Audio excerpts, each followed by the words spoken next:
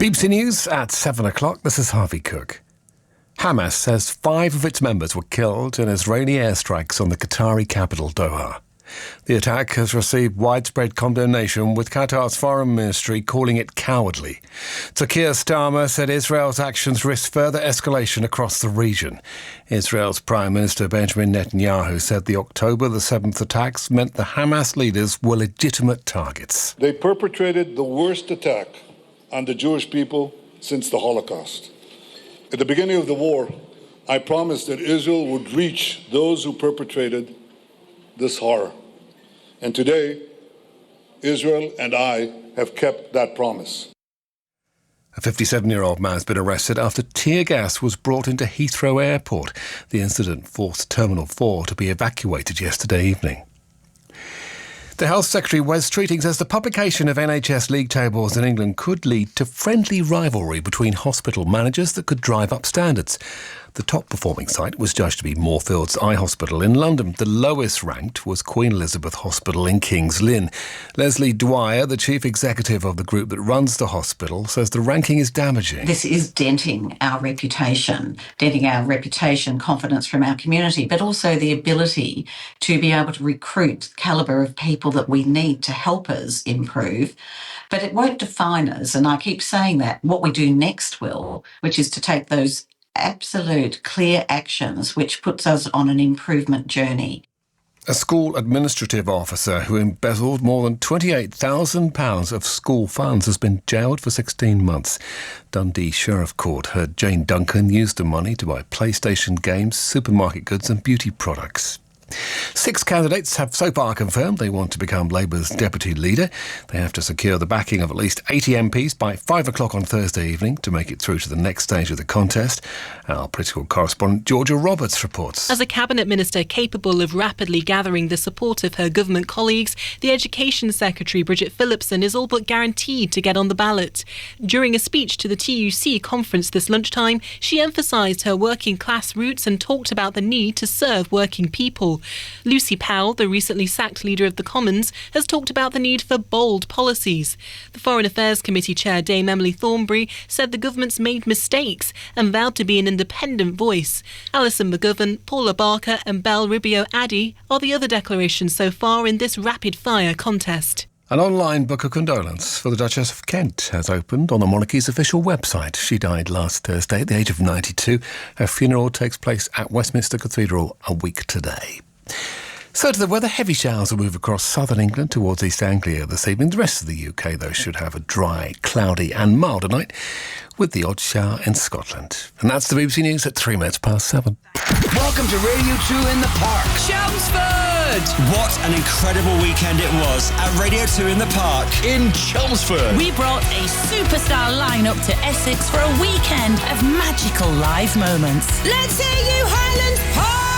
Just listen to this incredible lineup. Brian Adams, Def Leppard, Belinda Carlisle, Jessie J, Ollie Murs, Soul to Soul, Stereophonics and more. And all the stunning sets are available now. Listen on BBC Sounds And watch on iPlayer. Just search for Radio 2 in the Park. This is 5 Live Sports with Kelly Cates. Tonight, Thomas Tuchel's England face a tough test in Belgrade. Downward headed by Declan Rice, and there is the second goal. We want to play an intense match. We will not let them have the ball too much. We're here to win. Stay with us for full match commentary of Serbia versus England.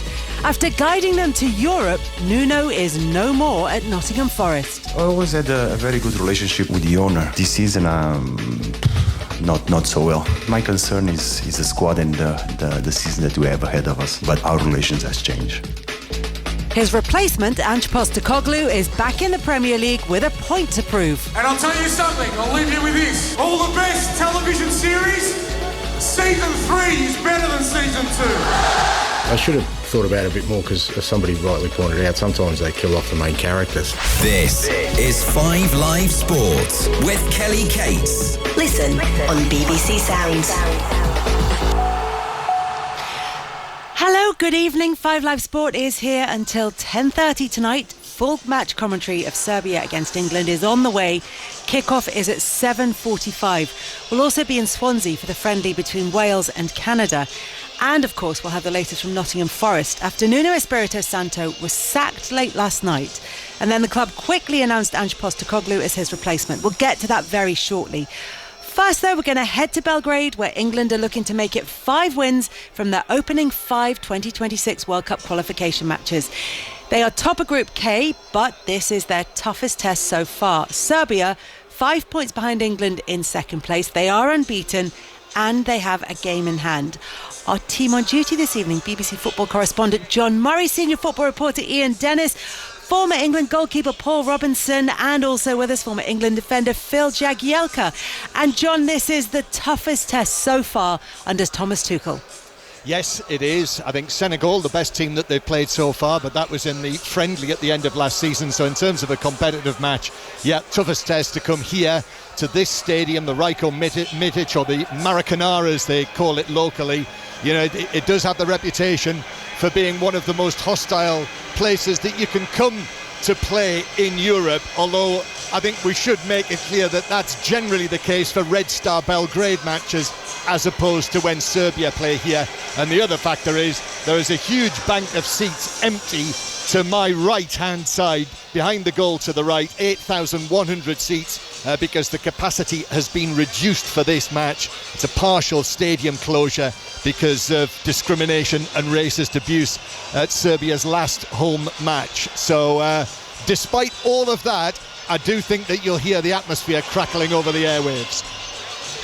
And that atmosphere, England fans will be hoping will drive their players on, Paul, because it was a very lukewarm reception to the performance, if not the result, against Andorra, and they'll be wanting more tonight. Yeah, absolutely. I mean, we all want more as England fans, don't we? We all watch the England team and we expect, and when Thomas Tuchel came in, we expected a change in style, a change in system, and this forward-thinking attack in England, but we've not seen it. I mean, it's been a tough watch at times, in all honesty. You know, you look at the qualifying campaign, you can't argue with the results and where they're sat in the table, but it's the way that they're playing. There's no real fluidity to it. I mean, the game at Villa Park at the weekend was a really tough watch against Andorra. I mean, they're ranked 174th in the world, granted. They were there to spoil the party and stop England playing. But England are going to come up against that, and every time that we've watched England under Thomas Tuchel, we haven't seen anything new, and we've not really been on the edge of our seat getting excited about what England are doing. Dano, we'll get to the actual team news for this one with John in just a second, but Paul's looking for signs of what Thomas Tuchel is trying to do at England. Says he hasn't seen them just yet, but where is he trying to get to? I think he wants them to have a high press. He wants them, well, he's talked a little bit actually in the build-up to this game about, you know, long balls and long throws. I think we might start to see more of that as we build up towards the World Cup.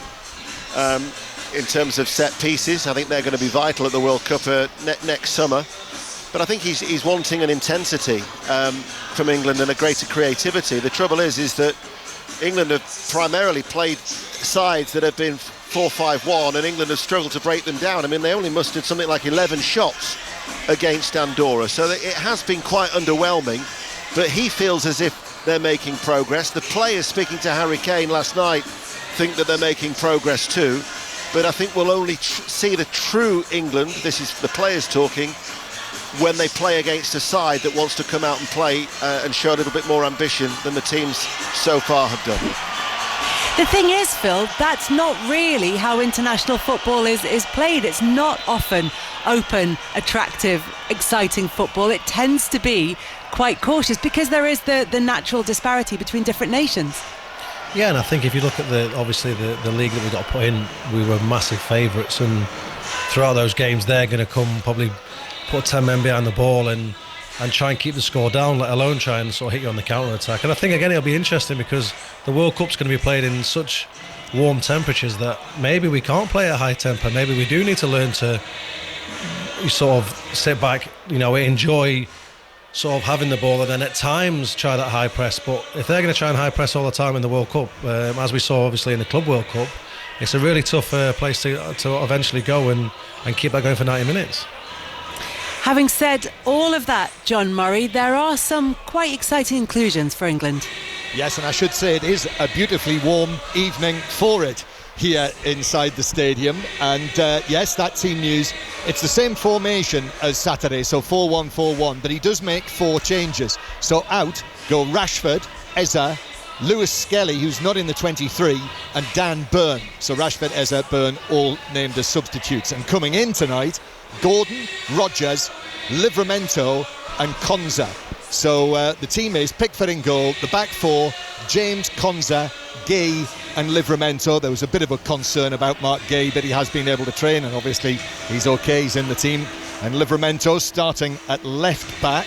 And then in midfield, Elliot Anderson, no hesitation in putting him in for his second cap in there after he played so well, particularly in the first half on Saturday. So Anderson with Declan Rice and Morgan Rodgers, and then the front line of Madueke on the right, Gordon on the left, and Harry Kane through the middle. So Morgan Rodgers back in. He's appeared in all 6 of Thomas Tuchel's matches, either starting or coming off the bench, and Harry Kane is the only one to start all 6, 4 goals so far in the group. But there it is, 4 changes. We will let you mull over that team news, but we'll get stuck into England more before kick-off. Phil's dog clearly has thoughts on it, but the big news today is that Nottingham Forest... He's gone now. Look, he's more than welcome to stay. Nottingham Forest have sacked Nuno Espirito Santo just 3 games into the Premier League season. They've appointed former Spurs boss Ange Postecoglou as his replacement. Just before we came on air, I spoke to former Celtic striker and boyhood Forest fan Chris Sutton. Very exciting. Great to see Ange Postecoglou back in the Premier League. I don't think it's a case of unfinished business for him. I think that... It's a good appointment. It's certainly different. I think Nottingham Forest will see a different style of football under Ange Postecoglou. I'm not so sure it will be sort of total Ange ball, and he'll go to the extreme as he has done previously in his managerial career. But I do think that there will be tweaks. But as I say, I think exciting for the Premier League. And yeah, I can't wait to see first game against Arsenal. I think. Can't wait to see the approach. In terms of how he does set up, obviously there's not much time to do anything before the Arsenal game. You have a lot of players away on international duty as well. But as you said, you don't think it's going to be full Ange ball, but there will be tweaks. How do you think players like Chris Wood will have to adapt? How do you think their central defenders are going to be feeling about the work that they're going to have to do? Yeah, well, as I said, I think last season at Tottenham, we can't get away from the fact it was disastrous Premier League wise. But Ange Postecoglou, people sort of are quick to forget that when he first went in at Tottenham, he really improved the team, got a 5th place finish in the Premier League, and then he won a trophy. Tottenham do not win trophies, so he's given Tottenham fans a night which will stick in their memory for absolutely ever. So, it was job done at Spurs. In terms of the way he'll go about it at Nottingham Forest, he's taken over a successful Nottingham Forest team in the job that Nuno did last season, 7th place in the Premier League. And it's about building on that and possibly winning a trophy. In regards to the way that they play, following Ange closely at Celtic, he didn't relent in the way that he plays. It was always front foot, high intensity football, and it was at Tottenham for a long, long time. But having said that, he did tweak things at the end of last season at Tottenham, and it certainly wasn't Ange ball.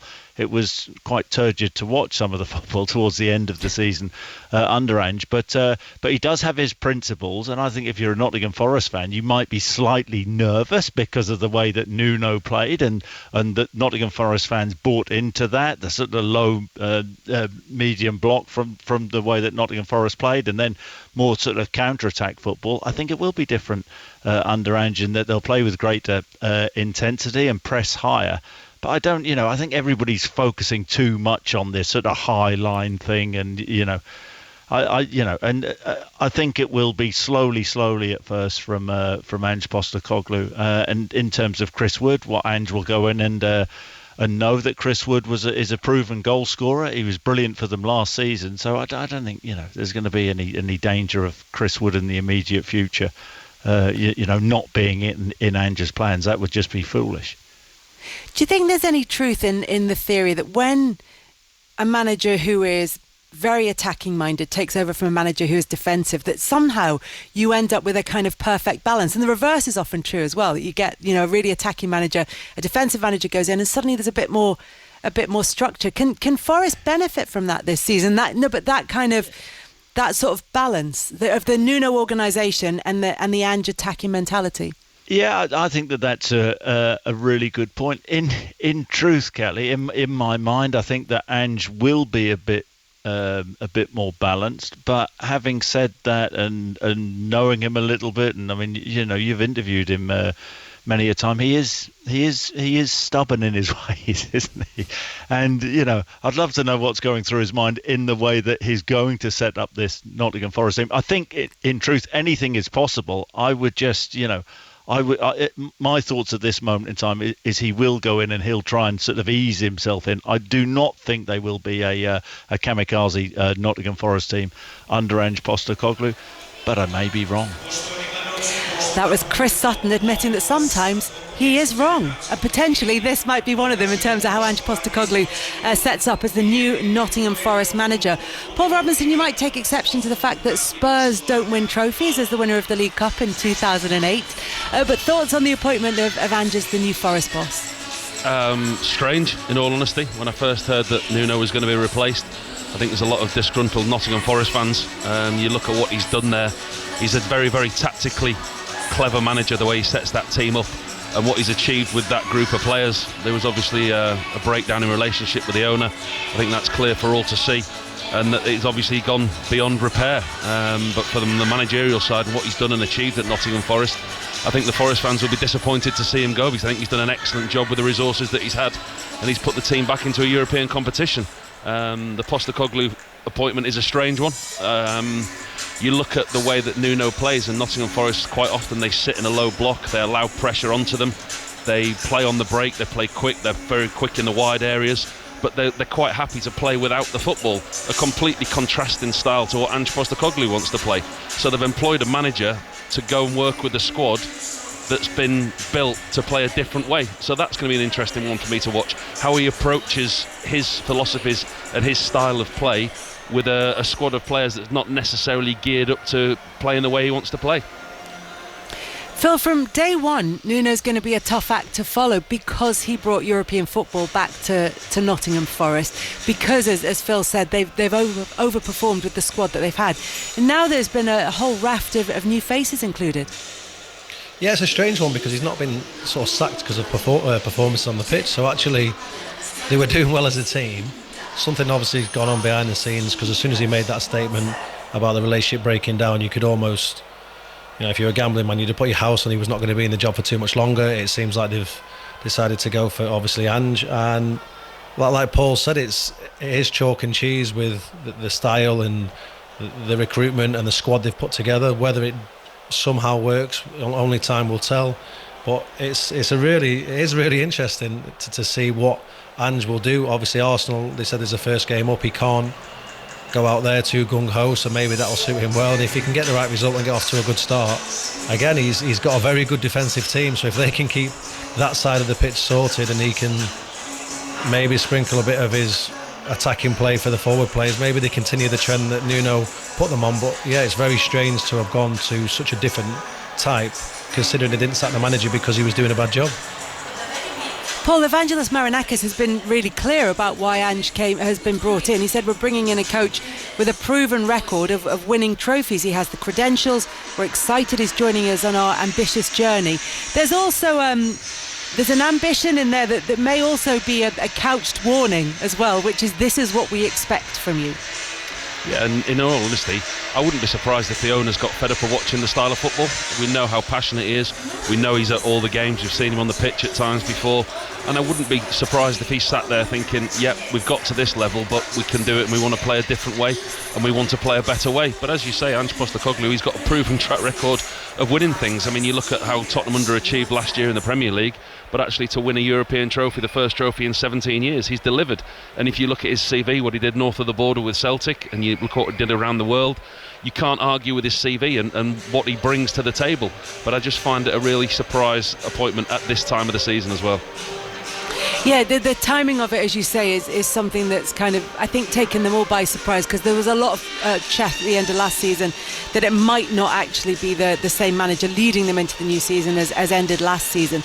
When you, and I know you've both commented here about the change in the style of football, but what's been interesting to watch, maybe we should have seen the signs here, because Marinakis presented Postecoglou with an award for being the first manager of Greek origin to win a European trophy, and then over the summer it looks like it's a very technical type of player that they've gone for, a side that maybe trying to build a side that is more dominant with the ball. They've brought in James McAtee, Douglas Luiz, Alexander Zinchenko, all of whom have that Manchester City heritage as well. Yeah, you can see the recruitment's probably not been, shall we not call them Nuno-ish type of players, so that sort of adds that. Again, you don't know what conversation's gone on. Morgan Gibbs-White nearly left the club. Maybe there was some sort of conversation about he doesn't maybe feel like he's got the creative freedom. Yeah, there's all sorts of Langer left. You just don't know exactly what relationships were tarnished when these players were either asking to leave or potentially leaving the club. So it is a really strange one. But again, they've got a good manager and he does win things. If that's what the owner wants and he's prepared to take the gamble, it's his club. It's the way he runs it. As Paul said, he can't get any more involved other than putting a kit on and playing. You know, he is very hands-on, so if that's what he wants, he's got it, and I'm sure he'll be happy enough if it obviously works, and if it doesn't, he'll take it on the chin and find someone else. If you were one of those Forest central defenders, knowing how Ange likes to play football, how much extra running would you be doing? How much extra fitness training would you be doing right now? I'm not even sure if it's you need to be fitter. I just think you just literally need to sprint. But again, Ange is not naive. As much as he was stubborn and chose to play a certain way, he'll understand how well Forest have done. He'll understand what players he has got. You know, the majority of the time he wanted to play Mickey van der Ven and Romero. They can cover the ground. They are very good athletes. They got injured obviously, which probably ultimately cost him a lot of performances for Spurs. But he'll take note of what he's got as a squad. Again, it's immaculate timing that the window's just shut, so he can't even bring anyone in that potentially he'd like to. But again, he's been around the block. You'd like to think he knows what he's got. Only time will tell if he decides to do things 100% his way, or he has got a little bit of a hybrid system between the one that's in there now and potentially what he wants to get to. Nuno Espirito Santo has had a lot of messages. Managers always get messages from players on social media when they leave, but these ones seem genuinely heartfelt. And Nico Williams said, "Thank you, boss. You gave me the opportunity to grow and learn wearing the shirt. I had some amazing memories and wish you nothing but the best." Callum Hudson-Odoi said, "Thank you for everything, boss. I learnt a lot from you. Made some great memories. I wish you nothing but the best for the future in your new chapter." What do you think that new chapter might hold for him, Paul? Will there be, maybe not as early as 3 games into the new season, but will there be other Premier League clubs who might be looking at Nuno Espirito Santo? Listen, his stock will never have been higher than it is now. I think you look at him and you look at what he's achieved at Nottingham Forest. I think when you look at his managerial career, his CV, he won a trophy in Saudi Arabia. At Tottenham, you could probably say that was the only blip on his managerial record. Wolves, he did an extremely good job, which got him the Tottenham job.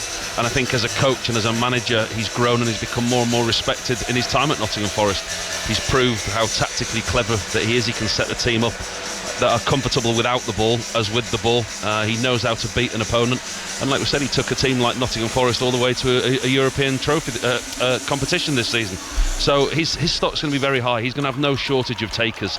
For him personally, it will be a case of, okay, take time, stock, evaluate and wait for the right job, because he doesn't want to go into a job halfway through a season where he's potentially, going into like fight fires and keep a team in the Premier League and have that on his record. I think he's earned the right, and he's now in a position where it'll be a wanted commodity. He's just got to wait for the right job to come up. You're listening to Paul Robinson and Phil Jagielka on 5 Live Sport this evening. Serbia against England is on the way. About 20 minutes to go until kick-off in Belgrade.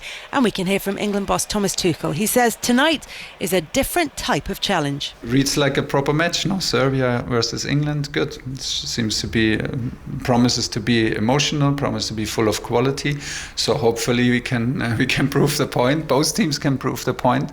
You always need 2 to tango. So So I think it will bring out the very best in us. It needs also the best in us to steal all 3 points. We're here to win, so we expect an intense match. We want to play an intense match. We will not let them have the ball too much and impose their quality on us.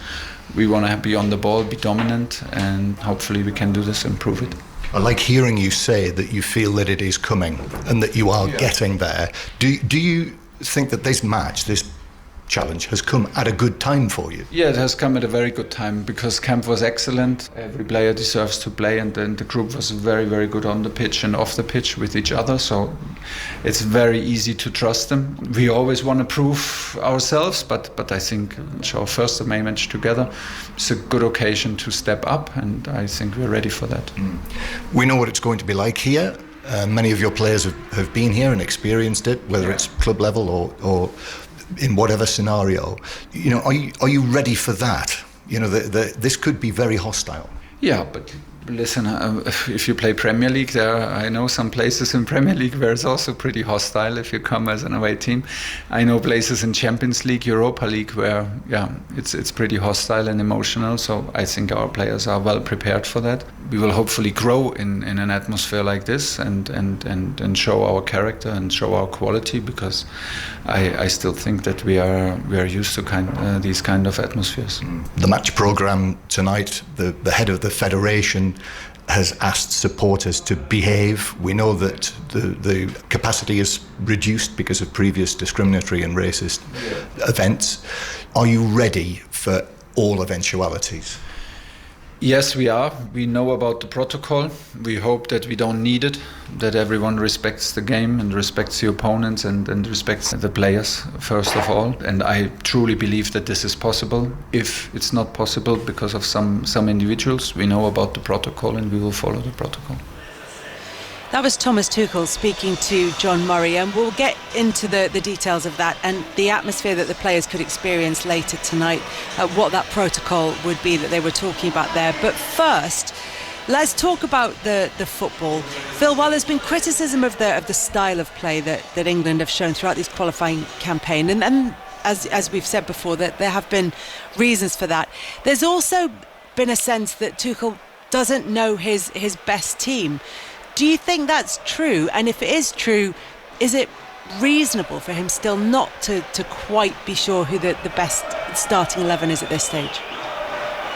This makes me chuckle all the time, because if we play the same 11 all the time, the people that are in form at the clubs that are doing really well don't get the opportunity to play for England and see if they can, find the connections and play well with other players. But then if we do mix it around, we look disjointed and we're not getting the chemistry in the team. So you're sort of damned if you do and damned if you don't. And again, that's the whole thing about being an international manager. You only get a certain amount of occasions, whether it be training or whether it be games, to look at different options and potentially play players with each other. But again, the clock is ticking. We're going to have qualified soon enough for a major tournament, and we could do with knowing what our best 11, 12, 13 players are and giving them time. Again, obviously we need plan Bs and Cs if people get injured or there's a little bit of loss of form. But I think sometimes if you look at should we call it a little bit of a lesser nation that have only got a pool of players of 15, 20 players, it's the same pool probably for a decade, let alone every season, and you can pick the strongest team time and time again. When you're looking at an England squad, anything from the start of season now, where there's a couple of obviously camps, and then you wait till after Christmas, there could be 10, 15 different names, with the form of some players and the loss of form or the injuries. So I do feel sorry for him, because he's obviously trying to give people game time and minutes to maybe stake a claim, rightly so, on the form for the club. Whether that means they'll do enough to potentially get on that plane and make it to the World Cup and nail down a position, we don't know. And then you're sort of taking away game time of putting the people that you think you're going to play together to get that chemistry. So I'm pretty glad myself that I'm not the England manager and I have to make all these decisions. But that's sort of what makes it really, really tough. But at the end of the day, that's obviously what he's paid for, and that's why he's been brought in. Yeah, it's a difficult line to tread, Paul, because, as Phil was saying, Thomas Tuchel trying to pick players who are in form while still giving the players that he wants to rely on as he gets into the tournament the time that they need to adapt to his style of play at England.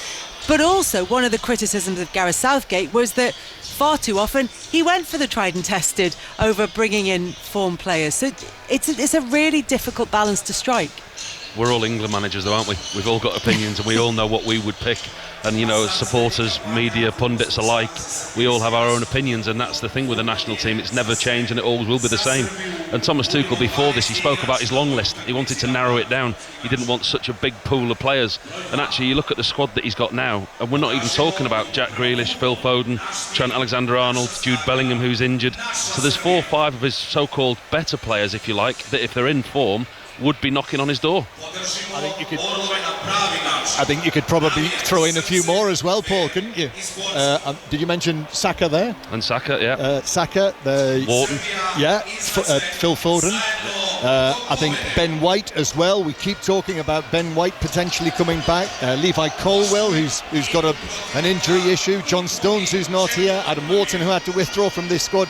And I think, you know, when you look at the selections that he's made, and this is his 6th selection, he has made, Thomas Tuchel, 4 changes, 5 changes, 9 changes. That was for the friendly against Senegal. Then 7 changes and 4 changes. But I think that's pretty much run the mill. I think that's what you expect in international football, as many changes as that. Yeah, I wonder, Dano, if, I mean, as John said, you do make a lot of changes, or managers do make a lot of changes in international football.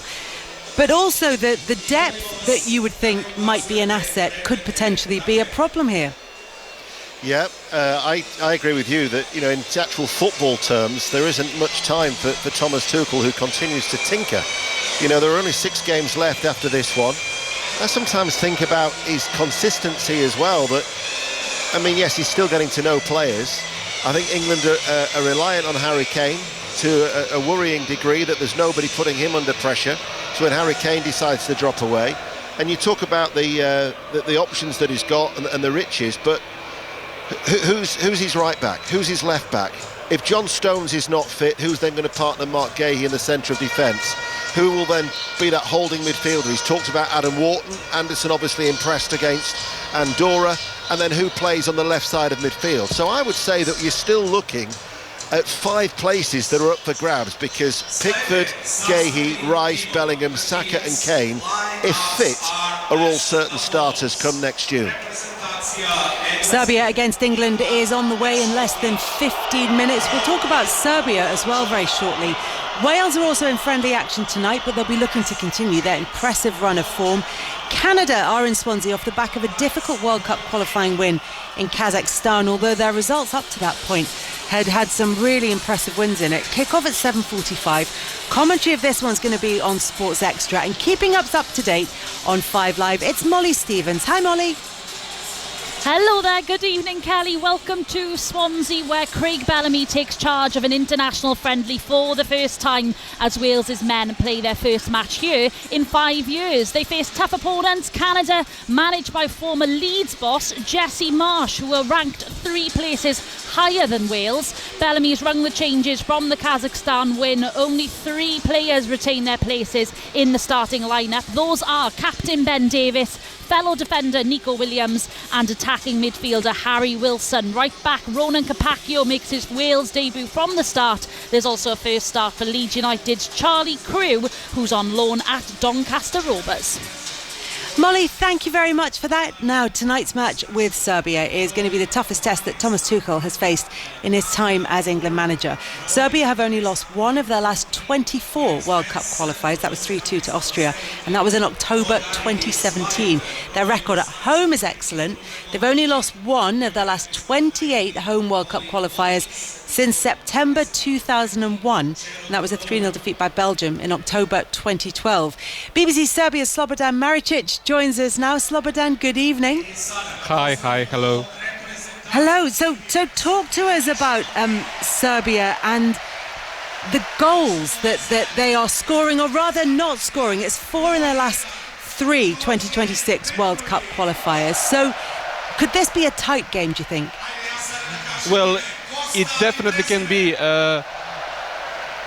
As you mentioned, Serbia has lost, hasn't scored much goals, but at the same time, that coin has an other side. Serbia hasn't won a big match here at this stadium from 1988 against France. So we've played against Spain, against Portugal, Italy, Spain, and we haven't seen a big win here for a long time. So we are hoping that that can happen tonight. Alexander Mitrovic is the big name that viewers of the Premier League will know, and of course anybody who's defended against him, including Phil. He's recently gone from Al Hilal to Al Rayyan, so he's moved from Saudi Arabia to Qatar. He's at 30 now, but Phil, what are the kind of qualities that he still has that could cause England problems this evening? Well, his general hold-up play, he was such a handful. He obviously had a couple of seasons where he was, especially in the Championship, where he was unplayable, where basically every time he shot he scored. So I'm surprised obviously he's not playing, especially if they're struggling to score goals. He is a bit of a focal point, but then again maybe they expect to be a bit more of an impact player. But really tough player. They'll know about him. They've done the homework on most of the players, and he'll definitely be the top of the list. And the least impact he has on the game, probably the better for us England fans. Yeah, but not as far as Serbia fans are concerned. And Slobodan, where is he in his career? I'm saying he's 30 and probably coming into the latter stages of his career, but not quite there yet. Yes, he's definitely a cult hero here in Serbia. He played for the national team, both injured. He played poorly, he played badly, but he was always there, giving 100% as football players would say, and he's definitely a cult hero. There's a few athletes in Serbia that can compare with him. Novak Djokovic is definitely one of them, and the national basketball team maybe. So he scored a header in the 90th minute of the game against Portugal during the qualifiers for the World Cup in Qatar. So we hope that he might find himself on the pitch in the second half and maybe score again. Listen, he will come on at some point, definitely today. I mean, he struggled with a hamstring injury. He pulled his hamstring in the quarter-final of the King's Cup last season in Saudi. And he struggled. He missed a lot of the season last year, but he still ended up as Al Hilal's top goal scorer. He missed the Club World Cup with the same hamstring injury, and that's why he's been in and out of the team and in and out of fitness. Just getting his move now to Qatar, trying to get himself fully fit again. But you look at his record, 51 games in the Saudi Pro League, 47 goals. 126 games in the Championship, 85 goals. The man's a proven goal scorer, and he will come on at some point tonight. And I've just watched him walk out to take his seat on the substitutes bench, and he came out of the famous tunnel that they have here that Ian walked down the other day, and he was given the hero's reception there, applauding to all of those supporters all the way from the tunnel to taking a seat on the bench. Yeah, and if he does come on, he'll be facing Jordan Pickford, who's the keeper he's had the most shots at during his Premier League career, 24 of them, 6 of which were on target. However, not one of them ended up in a goal. So there will be an added little storyline to that one as well. Slobodan, is there a belief that Serbia can win this group, particularly if they manage to get a win against England tonight? Well, Coach Dragan Stojkovic is always playing on the confidence card. He on the press conference before the game he said, "Why shouldn't we win? Is it forbidden?" So he surely hopes so. But on this same spot in 2019, I witnessed Red Star beating Liverpool 2-0. It was one of the best nights of my life. So miracles can happen definitely. In sport, yep. Slobodan, really good to hear from you. Thank you so much for joining us. That was Slobodan Maricic from BBC Serbia ahead of Serbia against England. We're going to bring you live commentary of that from Belgrade. It kicks off in about 7 minutes. We talked there, John Murray, about the reception that Alexander Mitrovic was given by the crowd, but it is worth reiterating that the stadium isn't full tonight. 15% of the seats are empty.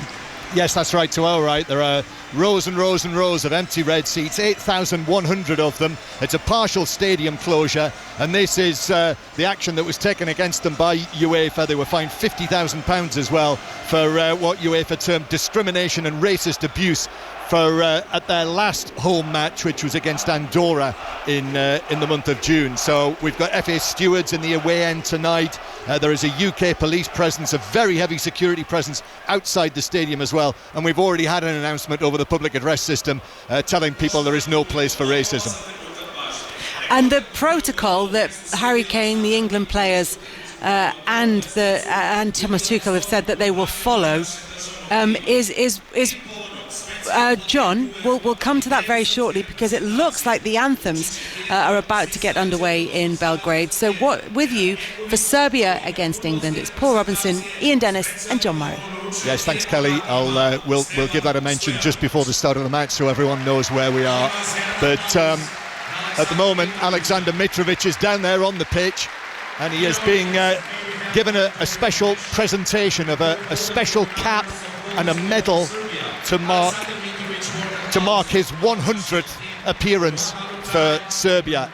Alexander Mitrovic, who scored a hat-trick when he made his 100th appearance for Serbia against Andorra in June. And there is also a framed picture as well of his, with a 100 on it, and an image of Alexander Mitrovic with his back turned and his thumbs up. So that is the applause that you're hearing now. So here's a taste of the hostile Maracanã, their reaction to the English anthem.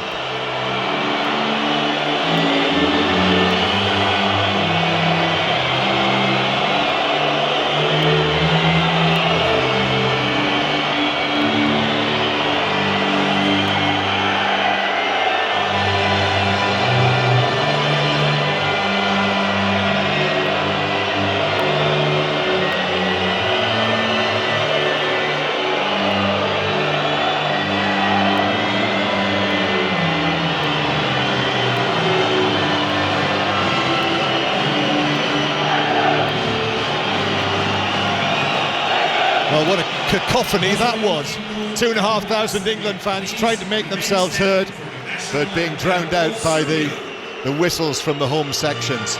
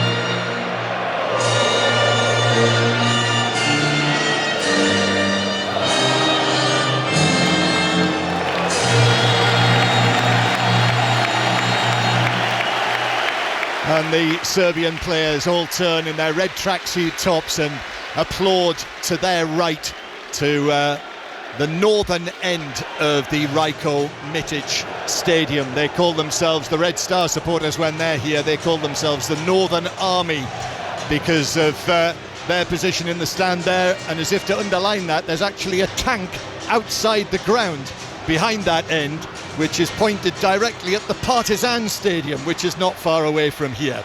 But this is it. This is the sound of the Rajko Mitic Stadium, which is decked out in the red and white of Red Star Belgrade. It is a wide open bowl, the classic giant toothbrush floodlight pylons in every corner. And as we've said, as the teams line up for their pre-match photographs. It is not at capacity tonight, it reduced capacity, so there are 8,100 empty seats, but the 40,000 or so Serbia fans who are inside the ground are clearly capable, Paul Robinson, of making themselves heard. It's a fantastic arena, isn't it? And this is the test that England have been wanting.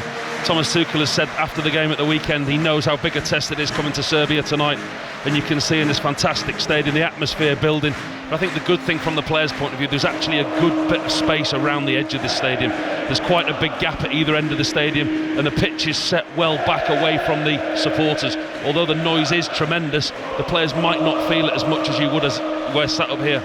Yes, high in the stand in this great city of the Balkans, Belgrade, the capital of Serbia, where the Danube meets the Sava, and this is the biggest match in this World Cup qualifying group so far. Second against first, Serbia against England, both unbeaten without having conceded a goal in this section so far. And the England team tonight, Anthony Gordon just sprints over there and has a little embrace with Reece James, and there's a high five with Noni Madueke as well, and the players just preparing now for the start of this fifth match for England in the group. Serbia against England, the Serbian team, Dragan Stojkovic, the great Dragan Stojkovic, their coach. He's also made 4 changes for this match. And before we get underway, there's going to be a moment's silence to remember the recently deceased Dobrovoce Tanasijevic, whose image is being shown on the big screen at one end of the stadium. A member of the Football of Serbia Executive Committee, but also a long-time official of the Football Association. We kindly ask you for a moment of silence to pay the last respect to one of the most loyal ambassadors of Serbian football in the world.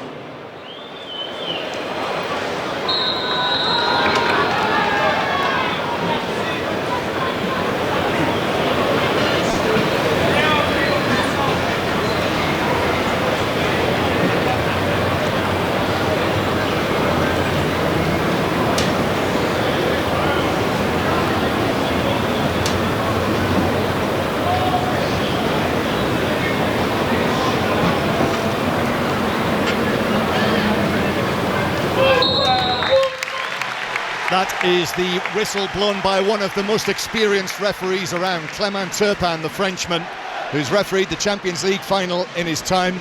I don't think it's any coincidence that a referee of that standing has been appointed to this match, and there is, I think, a nervousness in the home sections in the Serbian Football Association.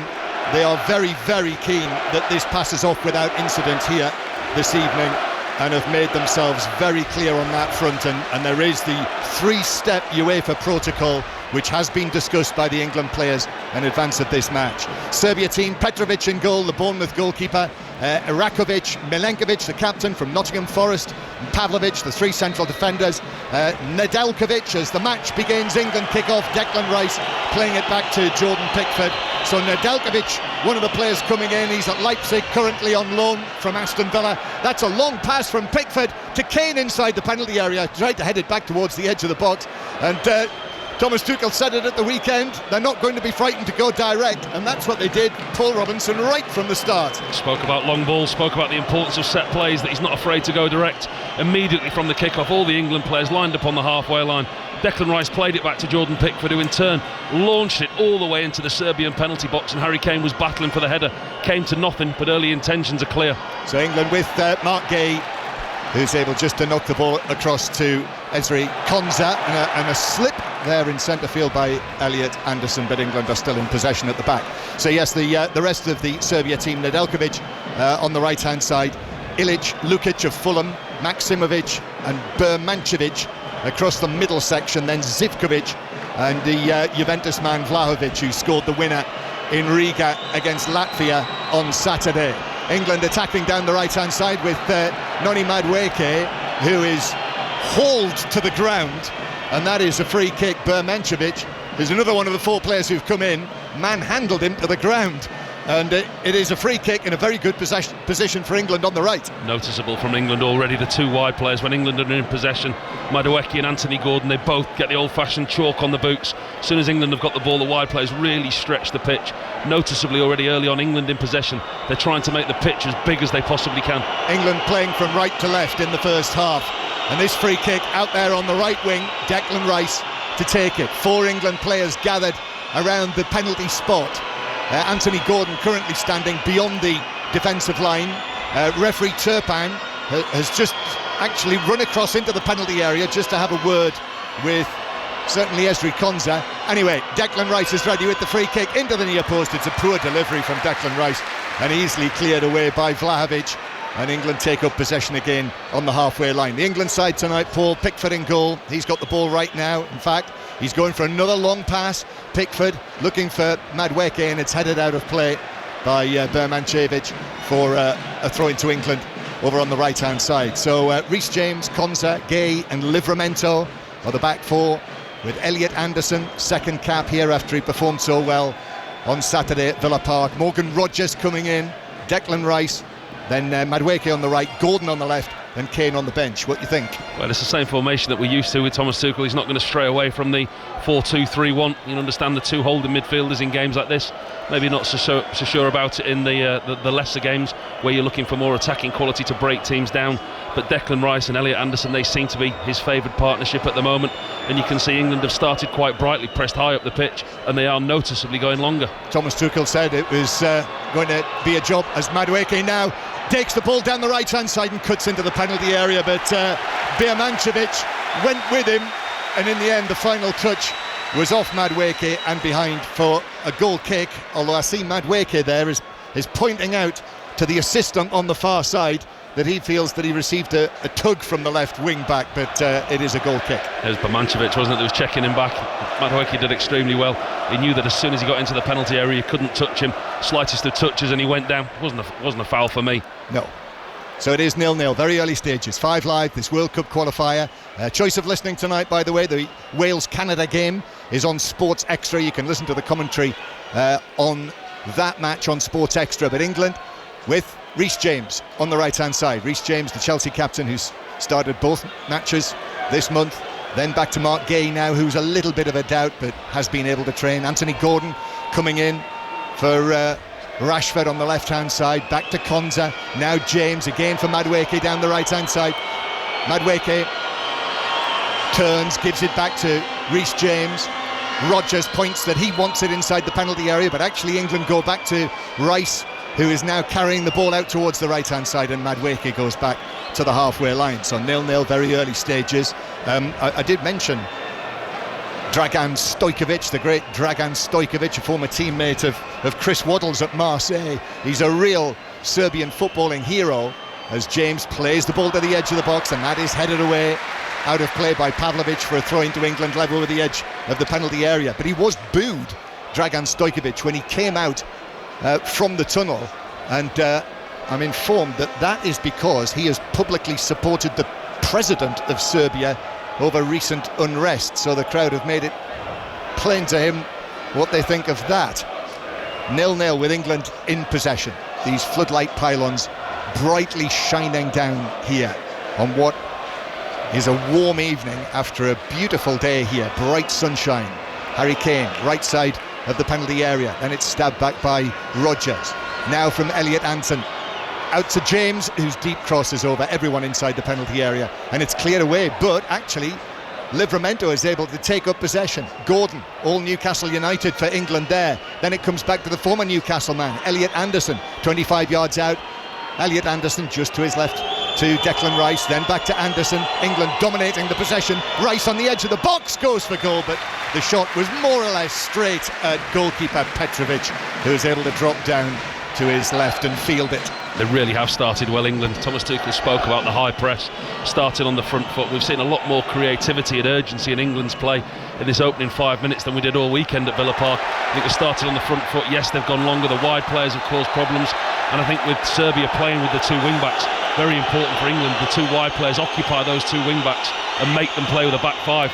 Dusan Vlahovic just miscontrolled the ball there, and the reason you can hear this reaction from the crowd is that having miscontrolled it, he then dived into the challenge with Reece James and fouled him, and actually that could have been nasty for James, and I'm pleased to see that he's okay and hasn't suffered any ill effects. Yeah, he looks okay. It's a proper centre forwards challenge, wasn't it, from Vlahovic?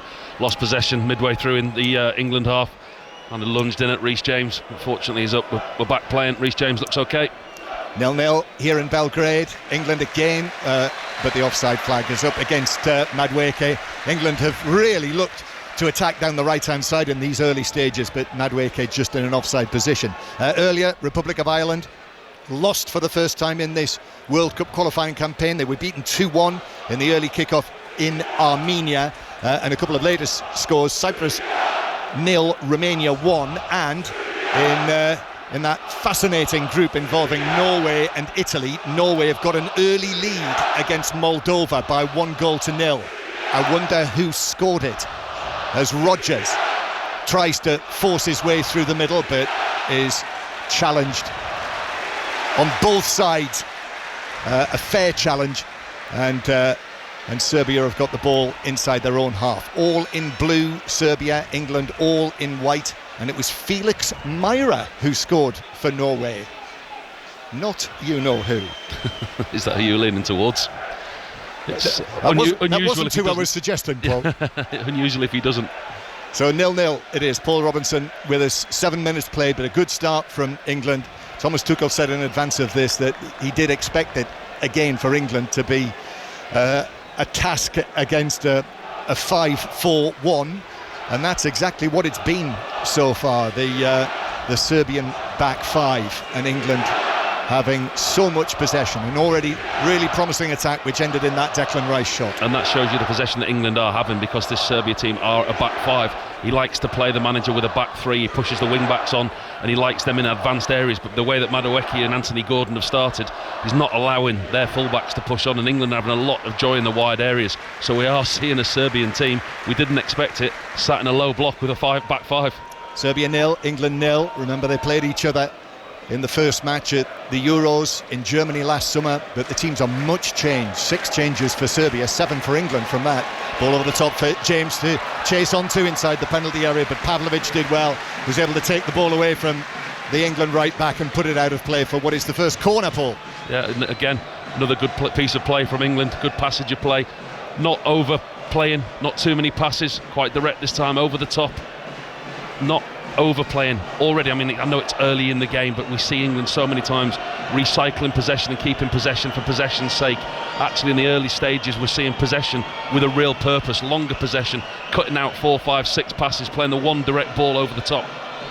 So it is Declan Rice with the corner from the right. He's already had one attempt at a set piece, which was poorly delivered by his standards, but this the corner, and England players grouped around the penalty spot. 6 of them actually between the penalty spot and the edge of the 6-yard box. Rice curls it in, and it just takes a header away from Pavlovic out to the edge of the penalty area. Livramento was able to take up possession for England. Livramento wearing the number 16 as the left back. Then Elliot Anderson, short pass to Anthony Gordon. Elliot Anderson curls it in. That was cleared away, right foot volley away by Milenkovic. Still inside the Serbia penalty area. Anthony Gordon. England are all over Serbia here. And then again, Anderson does very well under pressure in a tight area. Livramento rolls it out to Anthony Gordon. Gordon looking to cross it, but that was blocked away towards the halfway line. Nevertheless, England come again with Elliot Anderson, and then Anthony Gordon, and back to the halfway line. Extremely impressive high press from England. The ball goes into the box from a Declan Rice corner, and then you can see when they lose possession or Serbia try and clear the ball, England have got it ringed. They've got like a circle around the Serbian defence. They're not letting get out. They're winning the ball back very quickly, and it's been an impressive start from England. Felix Myra might have scored the first goal for Norway, Paul, but Erling Haaland has scored the second, and they lead Moldova by 2-0. 0-0 here, but England with the ball on the halfway line, and with this high tempo start that England have made, here they come again. Declan Rice, Anthony Gordon dropping deep. Gordon then playing it into Kane near the penalty area. Kane back centrally to Elliot Anderson. Oh, and then a miscontrol from Madueke as the ball was played out to him by Elliot Anderson. Took his eye off the ball and miscontrolled it out of play for a throw-in. Serbia 0, England 0, 5 live. Listen as well via the BBC Sounds app wherever you go to the live radio. And if you do that and listen to Sports Extra, you will hear what, Molly Stevens? Well, Wales are lucky to have not conceded here, actually, John. Ismail Kone has just had a shot come off the post. No goals yet, but what an entertaining game in the early stages. Really open, free-flowing football. Wales 0, Canada 0. England in possession on the halfway line. A whole line of flags hanging rather limply on the top of the stand on the opposite side of the ground, above all of the graffiti. I don't think I've ever seen so much graffiti in and on and outside a football stadium. Ian Dennis did the famous walk down the tunnel yesterday here that the players embarked on tonight, and he'll tell you all about that later. But it's a feature here. Red Star Belgrade do it as well. They don't actually come and warm up on the pitch. They warm up on one of the pitches outside the stadium, so the first time you see them is when they come out of the famous tunnel. England winning the ball back from Serbia on the halfway line. 12 minutes played, still 0-0. But the tempo's good as Rice goes back to Gay and then across to Esri Konza. Dan Burns sitting on the bench tonight with Esri Konza coming in. Reece James and Konza exchange passes there, and then Elliot Anderson was telling me on Saturday night how nervous he was before he made his debut. You wouldn't have known it, would you, as Harry Kane is able to hold on to the ball. And I think someone in the stands blew a whistle there, not the referee. And now Madueke with the ball at his feet on the right hand side. Two defenders in front of him, still Madueke. Ball comes to a stop actually at his feet. James back to Anderson, then across to Livramento to Anthony Gordon in a central position. England are being patient here, and Serbia are having to... Oh, that's given away, centre field by Elliot Anderson, given away to Vlahovic. Now it's being taken forward down the right hand side.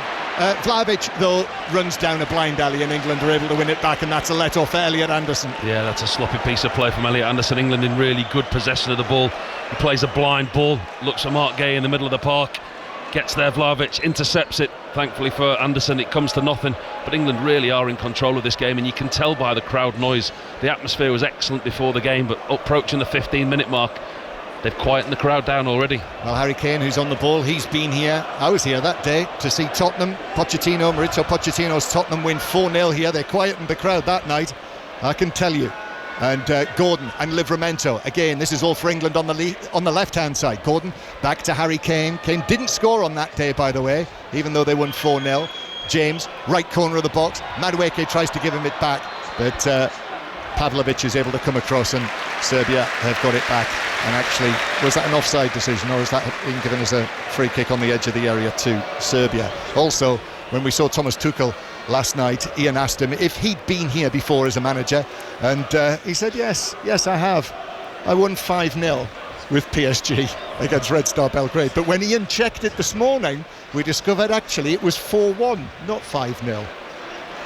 But nevertheless, a handsome victory. And at the moment, this England performance, very early on in the match, the only thing that is lacking is the goal to go with it. I'll be really pleased, Thomas Tuchel, the way that his team have started. I mean, Serbia haven't really got the ball. This is the first time now they're having a spell of possession. They're recycling the ball, trying to just keep hold of the ball. England have started extremely well, pressing high, winning the ball back at a really high tempo. Nedeljkovic, though, takes the ball in from the right-hand side. Serbia, for once, in possession inside the England half. Ivan Ilic goes back to the excellent Milenkovic. I know some of the regular Serbia watchers feel that for all of the praise that Mitrovic gets, Milenkovic is actually currently the most important player for them, the Nottingham Forest central defender. That's a risky pass to Nedeljkovic. He headed it straight into Livramento. That could have gone anywhere, but it's ended up back with Petrovic, the goalkeeper, who does a Pickford, hits a long pass over the halfway line. They're all at it, Paul.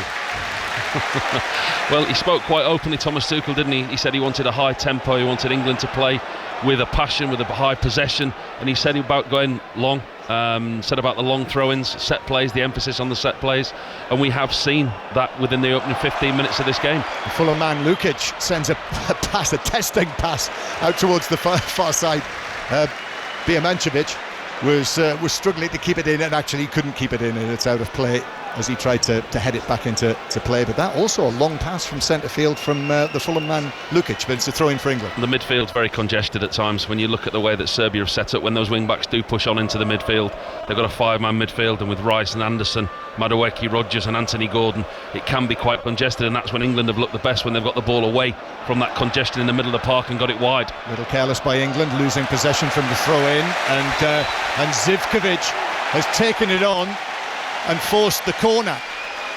Declan Rice went across there to close him down, and Zivkovic played it off him and out of play for a corner for Serbia.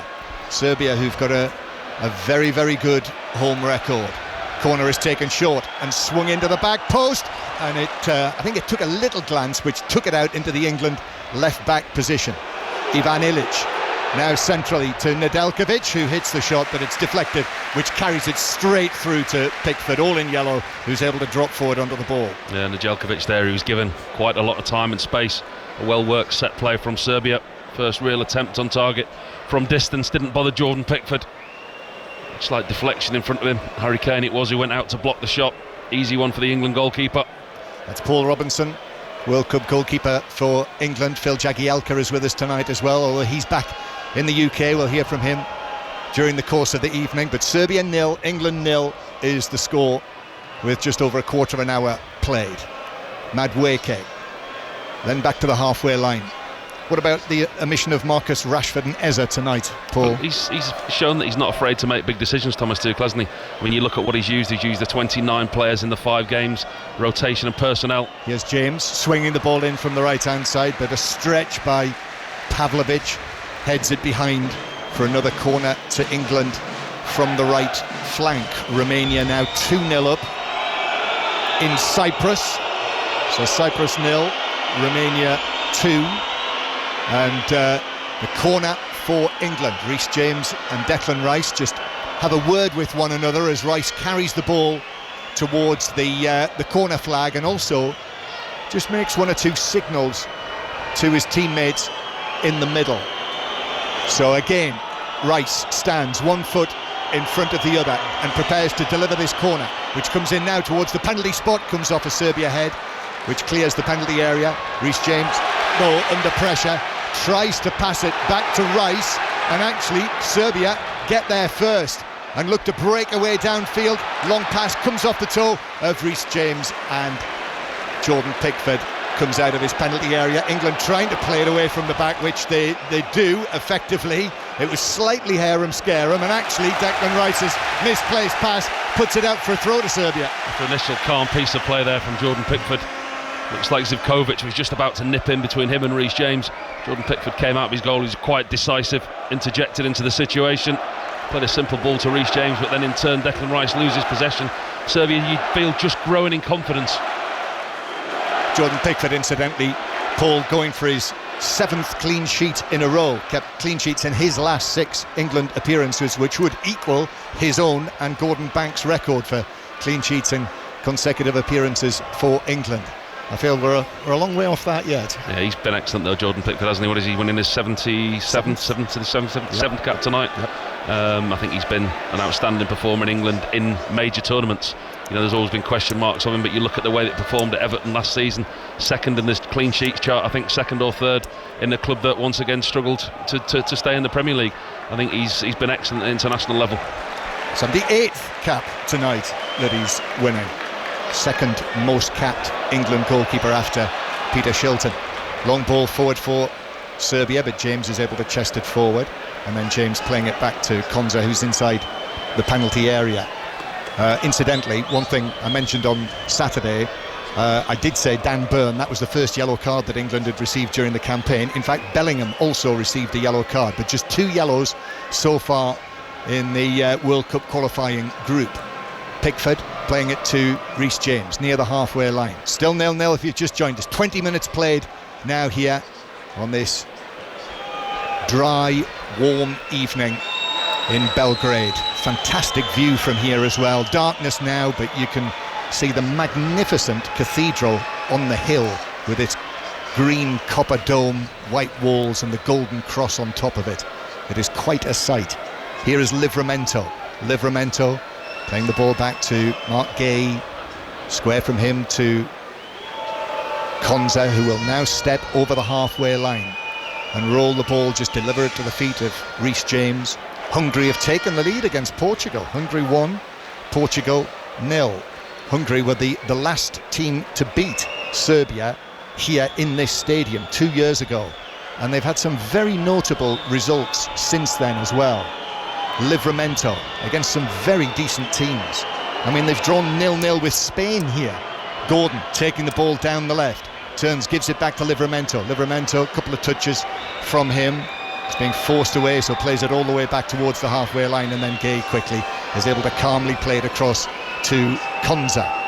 And England continue to build as we approach the halfway point of the first half here. Madueke again running at two Serbian defenders. Reece James behind him. James with the cross to the back post. Rice with a header, but couldn't get any power on it.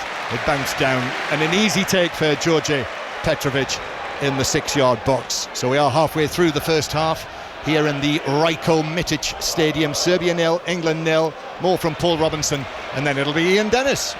Yeah, they've started really well, England, but you can feel Serbia just about growing in confidence coming into the game. The Serbia manager, Velithas, he's desperately trying to get that back five out. He's trying to get his team up the pitch, but England at times are in real good, comfortable possession, and I've been impressed with the way that they've started.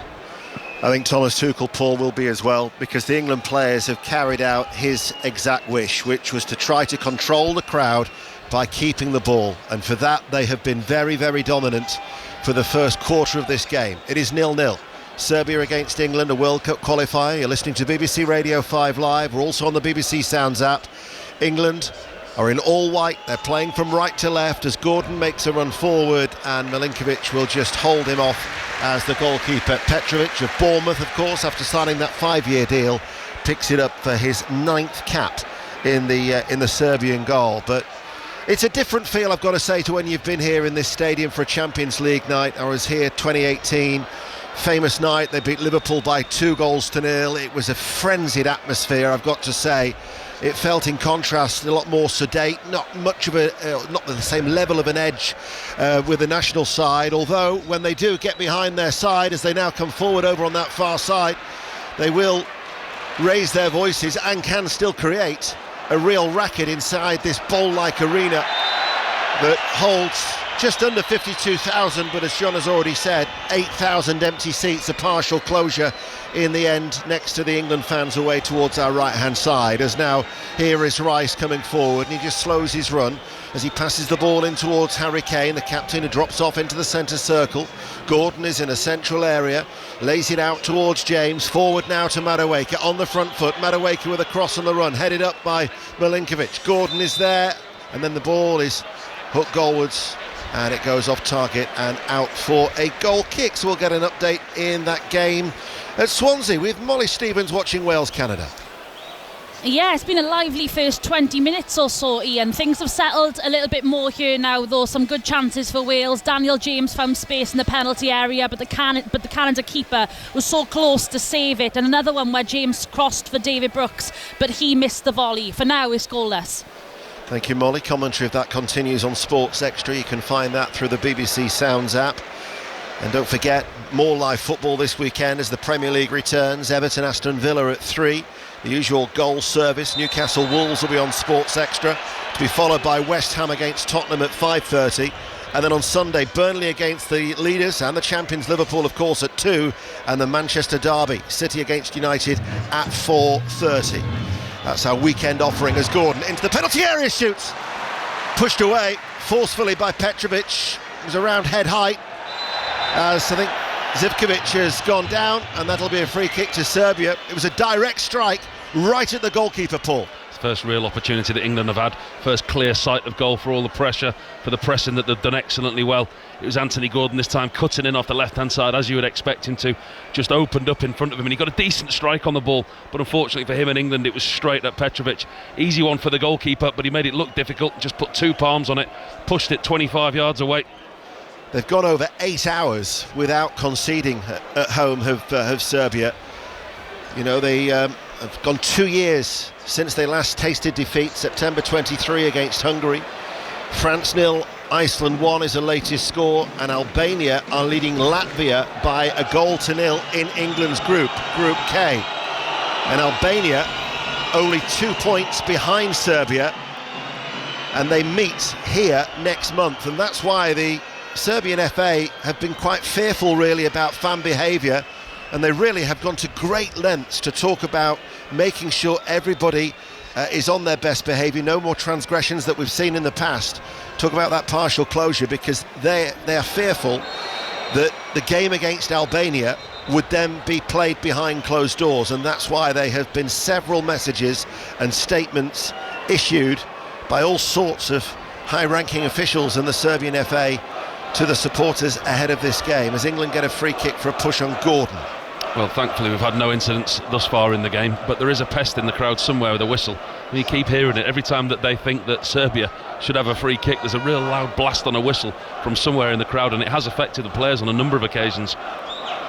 Also, the England players were having a green laser directed at them during the warm-up ahead of the game, as Konsa plays the ball to feet. Nice turn by Rodgers in towards Madueke, and it falls to Harry Kane, and he can't prod it goalwards. There was a lunge came in. Harry Kane saying it should have been a corner kick, as left-footed from close range. It just runs wide of the left-hand post. And once again, that whistle was evident, Paul, wasn't it? Oh, at first glance, it looks like a real glaring miss from Harry Kane. Madueke again does brilliantly well down the right-hand side. He puts the ball across with his right foot. It's deflected into the path of Kane, and I think he's just put off by the diving Petrovic at his feet. 2 or 3 yards out, Harry Kane. You think all day long he's going to score. Goalkeeper does really well. He's right, Harry Kane. Goalkeeper gets a little block on it. It should have been a corner to England. Well, he missed the chance to equal his own record of scoring in 6 successive games against Andorra at Villa Park on Saturday, and the England captain going close here in Belgrade, live on 5 Live, as we're approaching the half-hour mark. Gay in his own penalty area. Vlahovic presses Pickford. Anderson gives Pickford an out, and then the ball out from Gahey forward towards Rodgers. Rodgers looks for the run of Gordon down the middle. Here is Gordon, Madueke in support. Gordon will go alone, and Petrovic makes the save. Low down to his right, one-handed. Kept alive by Livramento. Back towards Harry Kane. England are creating openings. Ball forward towards James. Back towards Harry Kane. Harry Kane goes down inside the D. And a direct free kick is awarded to England, and a yellow card is shown as well. And that was to Sasa Lukic. And the Fulham midfielder will now be suspended for their next World Cup qualifier against Albania, that crucial game. So Lukic will be suspended, and England now with a free kick in the D. A really poor challenge there from Lukic. Harry Kane was just about to pull the trigger, got a clean sight to goal. England got a free kick right inside the D, 2 yards from the edge of the box, possibly too close, but there's a number of players standing over it debating who's going to take it. But this is on the back of yet again another good piece of build-up play from England. Anthony Gordon was through one-on-one with Petrovic, who made a really good save on a difficult angle for Gordon. He chose to take this shot on quite early, probably 15-16 yards out on the angle to the right of the goal. Petrovic dives to his right-hand side, makes a big save with his right hand. Came to nothing in the end, but once again England recycled possession, got the ball back into Harry Kane, and have worked this free kick. Cyprus 1, Romania 2, so Cyprus have got a goal back. Now this free kick is slap bang in the centre of the D.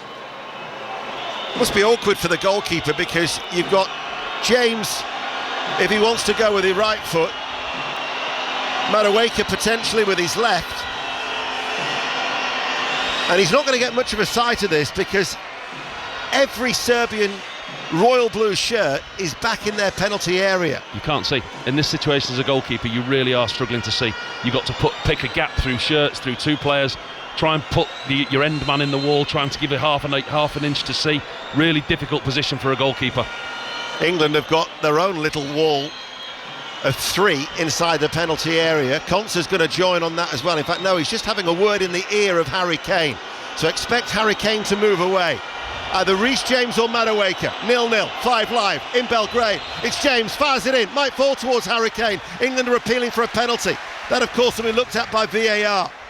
Comes out to the edge of the centre circle. Livramento to Gordon. Gordon now on this near side, the left. Tries to go on the outside of Ilic. His cross is delivered deep towards the far post. Headed away at the far post. Picked up by Madueke, though, for England, all in white. England clearly this is the best performance in the early stages of the Thomas Tuchel reign. James now with a cross on the right, takes a deflection, and Petrovic has to dive down at his near post. Can't prevent it from going out for another England corner kick. Good spell of pressure, good spell of possession from England, keeping the press on high, winning the ball back in the right areas. Just looking again at the Reece James free kick, very, very crowded penalty area. It does look like it strikes the hand of Maximkovic in the middle of the penalty area. Referee deemed it was too close. There's too many bodies there in front of the goalkeeper. Difficult one for Reece James to get a shot on target with all those men in front of him. Clément Turpin, the French referee, who is in a garish, luminous orange referee shirt and his black shorts, makes his way into the penalty area.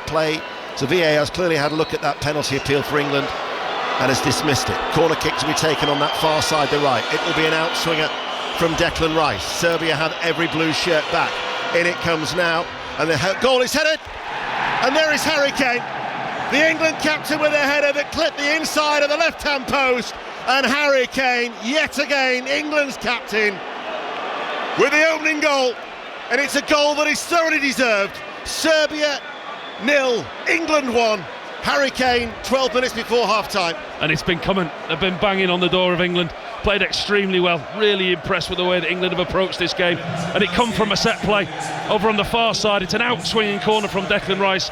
There's a lot of Melio bodies in the middle of the 18-yard box. Brilliant delivery from Declan Rice. How Harry Kane is not picked up, I have no idea. 12 yards out in the middle of the goal. It's got the easiest of tasks. Puts his head on it, directs it into the bottom left-hand corner, in off the post. Wonderful start for England and a great headed goal from Harry Kane. Milinkovic yesterday was saying in the press conference that we're not going to follow Harry Kane if he drops deep. We'll just leave him. But I can't believe that nobody has picked him up inside that penalty area. Completely left him, didn't he? I mean, that's taking it to extremes. I mean, a player and a man of his calibre and his goal-scoring prowess isn't marked from corners. We understand how you mark zones, etc., but you mark the centre forward, you mark the danger man. Harry Kane had the freedom of the penalty area, but listen, it's still a great header. He had to stoop, he got power behind the ball, 12 yards out, directed it inside the post. Really good headed finish. Something like just over 8 hours and 20 minutes of football for the first time now they've conceded at home since Despodov scored for Bulgaria in a 2-2 draw in November 2023.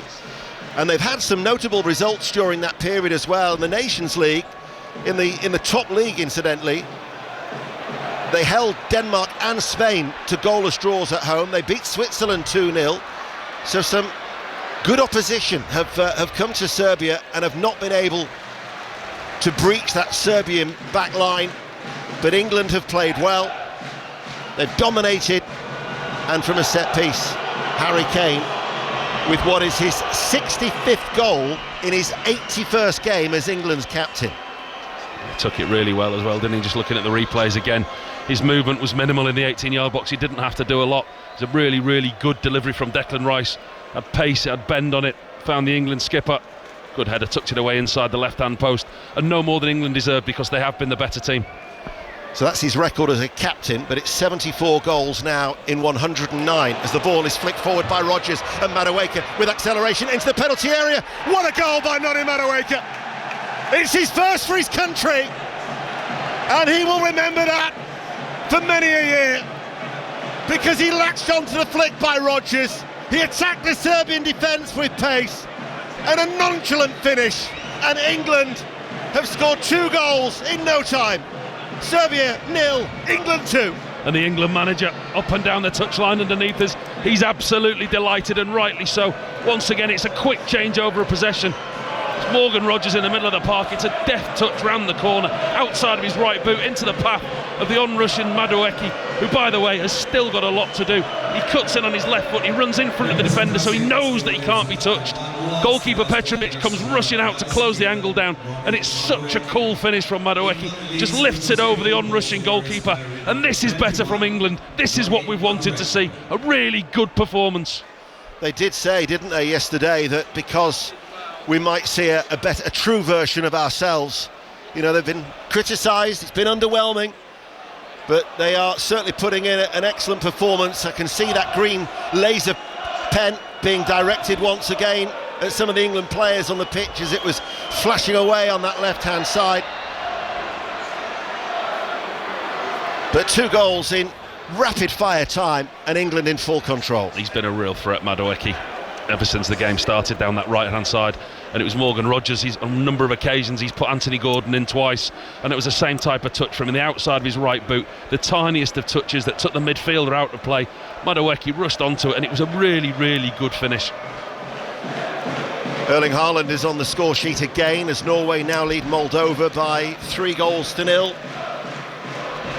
First visit to Belgrade since Serbia became an independent nation in 2006.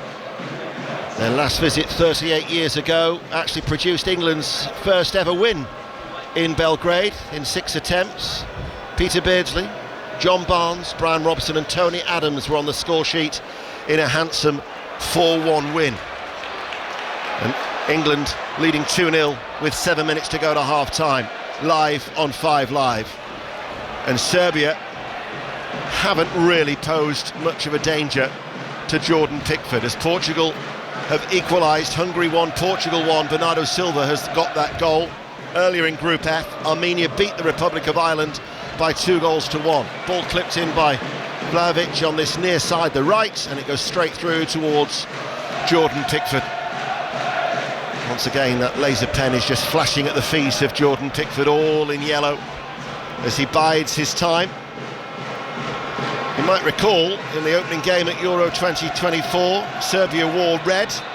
This season they have changed to the royal blue. It's historically a significant colour for Serbia, key colour in the flag. It's associated with freedom, faith and the sky. But now I think that the laser pen has gone in the eye of Ezri Konsa, and the referee has come across to have a word with the 4th official, Stephanie Frappart. He immediately stopped Konsa. Jordan Pickford rolled the ball out to him midway through the England half, and immediately Konsa just stopped, and you could see the flash on his shirt, put his hand to his eyes, and it's been a problem the whole first half. We said about the whistle that's been there, the laser pen, it was a clear green laser pen. It must have flashed right in Konsa's eye. He immediately stopped, held his face. Referee, as you say, came over to this near touch line and reported it to the 4th official. Well, Branko Radojkovic, who's the Secretary General of the Serbian FA, did say, yes, in the match programme, every inappropriate reaction, insult or incident could cost us dearly. He wants the supporters to be loud and dignified. He wants it to be a source of strength, not a risk for the national side. It'll be interesting to see what happens regarding that, because that has clearly been brought to the attention of the referee as the ball goes long up towards Rogers, who certainly played his part in that second goal with that deft little flick into the path of Madueke. Harry Kane volleys the ball forward. It reaches Gordon. Then he brings down Nedeljkovic, and there is there is going to be a yellow card shown to the Newcastle player. So the first England player is booked, Anthony Gordon, here tonight. We've got 5 minutes to go to half-time. Yeah, they've been really impressive, England, haven't they? I mean, you can't give them enough praise for what Thomas Tuchel has said. I like the way that they've mixed it up. Yes, they've gone long. They showed their intentions immediately from the kick-off when Jordan Pickford launched it into the Serbia penalty box direct from the kick-off. And during the game, they've got players wide, they've stretched the pitch, they've pressed high, the tempo's been excellent, and there's been a real mixture of keeping possession in good areas and also going long and more direct and causing problems. Milinkovic hammers the ball away downfield. James, though, was there. He was actually applauded for being so alert by Thomas Tuchel. Livramento has his heels clipped. He tumbles over, lands rather awkwardly. England get a free kick just over the halfway line as they play from right to left as we look. 4.5 minutes to go to the break. And the 2,500 England supporters are in good voice, as I would imagine that is the Tannoy announcement saying about the green laser pen. How's your Serbian? Is your Serbian not up to scratch now? The translation. Yes. I think it is absolutely right. It was greeted with a chorus of boos from the home section, so you can only presume that that's indeed what it was. Also, Slobodan from BBC Serbia is still with us. He says there's pyros as well, that they're actually asking them not to use those too inside the ground. So Other than that, Paul, my Serbian's spot on. It was a good guess. Gordon to James. James and Madueke not quite on the same wavelength. Move breaks down on that far side behind it, goes for a goal kick. England still lead then 2-0, and Molly Stevens watching Wales-Canada. Yeah, where Canada have broken the deadlock, Ian. Derek Cornelius with a stunning free kick, which Adam Davies just couldn't get a hand to. It nestles into the top right-hand corner. It's Wales 0, Canada 1. Thank you, Molly. Sports Extra for that. In fact, Wales will be England's next opponents because they play a friendly in early October before travelling to Latvia, as they will continue their World Cup qualifying campaign as they're looking for a 5th straight win. Still yet to concede, remember. Here is Zivkovic, picks the ball up, gets it in low. The referee has, I think, already blown his whistle for a free kick. It was an offside, flags up England free kick inside the penalty area. Does really well there. Ezri Konsa initially slipped, lost his footing, but managed to close the gap between him and Zivkovic. England back 4. They've done well. They've protected Jordan Pickford's goal, as well as contributing to the forward play. It's been a good performance all round from England. Well, with Albania leading, England 2-0 up. They'll be going 7 points clear at the top of Group A. Erling Haaland has scored a hat-trick, a first-half hat-trick, as now Norway lead Moldova by 4-0. Pickford then with a goal kick, all in yellow. 2.5 minutes to go to half-time. BBC Radio 5 Live. This time next week, the Champions League is back. We will have 3 successive nights for you of Europe's elite competition. We'll be live in Bilbao, London, Bayern, Munich and Newcastle United for 4 commentaries on 5 Live on Tuesday, Wednesday and Thursday of next week. 2-0 then to England. Back it goes to Pickford. But they've had an element of control from the first whistle. They've been really impressive. You can't heap enough praise on them. Everything we spoke about before the game that we haven't seen, and what Thomas Tuchel said that he wanted from his side, they've delivered. You know, they've gone out here tonight with the manager's words ringing in their ears, the tactical approach, what he said about going slightly longer, and they've done that, and they've done it effectively. They've played in the right areas, and there's been a real good mixture. The test now for this team is, where do they go? Do they go on and score more goals? Do they try and see the game out? From an England fan's point of view, the way that they've played, you now want to see them press on and go and get more goals and keep doing what they're doing. Don't create their own problems. Livramento looks comfortable, doesn't he? The Newcastle defender. Yeah, I mean, me and John saw him at the weekend, Newcastle Leeds last weekend, and I thought he was brilliant down the left-hand side. A lot when he played even higher, advanced.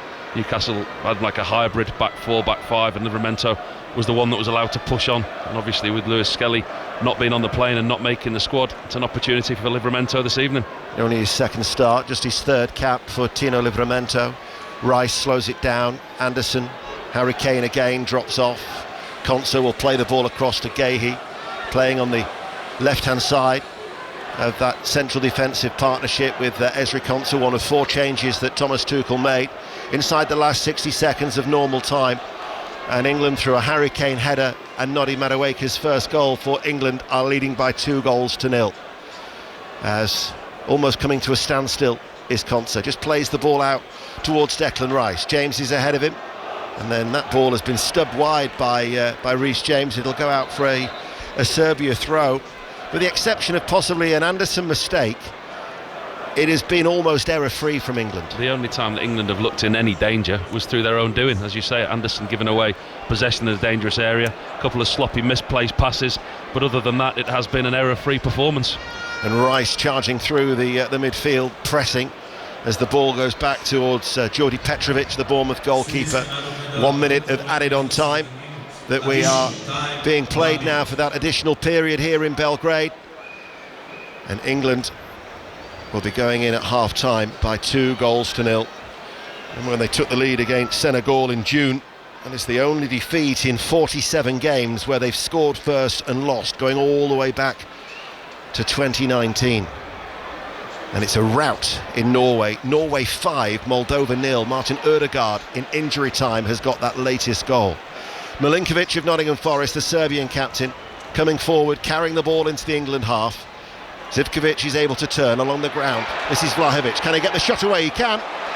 It was a dipping effort, left-footed, off-target, goal kick. England 2-0. Yeah, Morgan Rogers did well there. Tracked back, helped his defenders out. Tracked Vlahovic all the way back. 5 yards outside the edge of the box. Couldn't really get a clean shot on Jordan Pickford's goal. and that's the only real attempt that they've had, Serbia. A really impressive first half from England.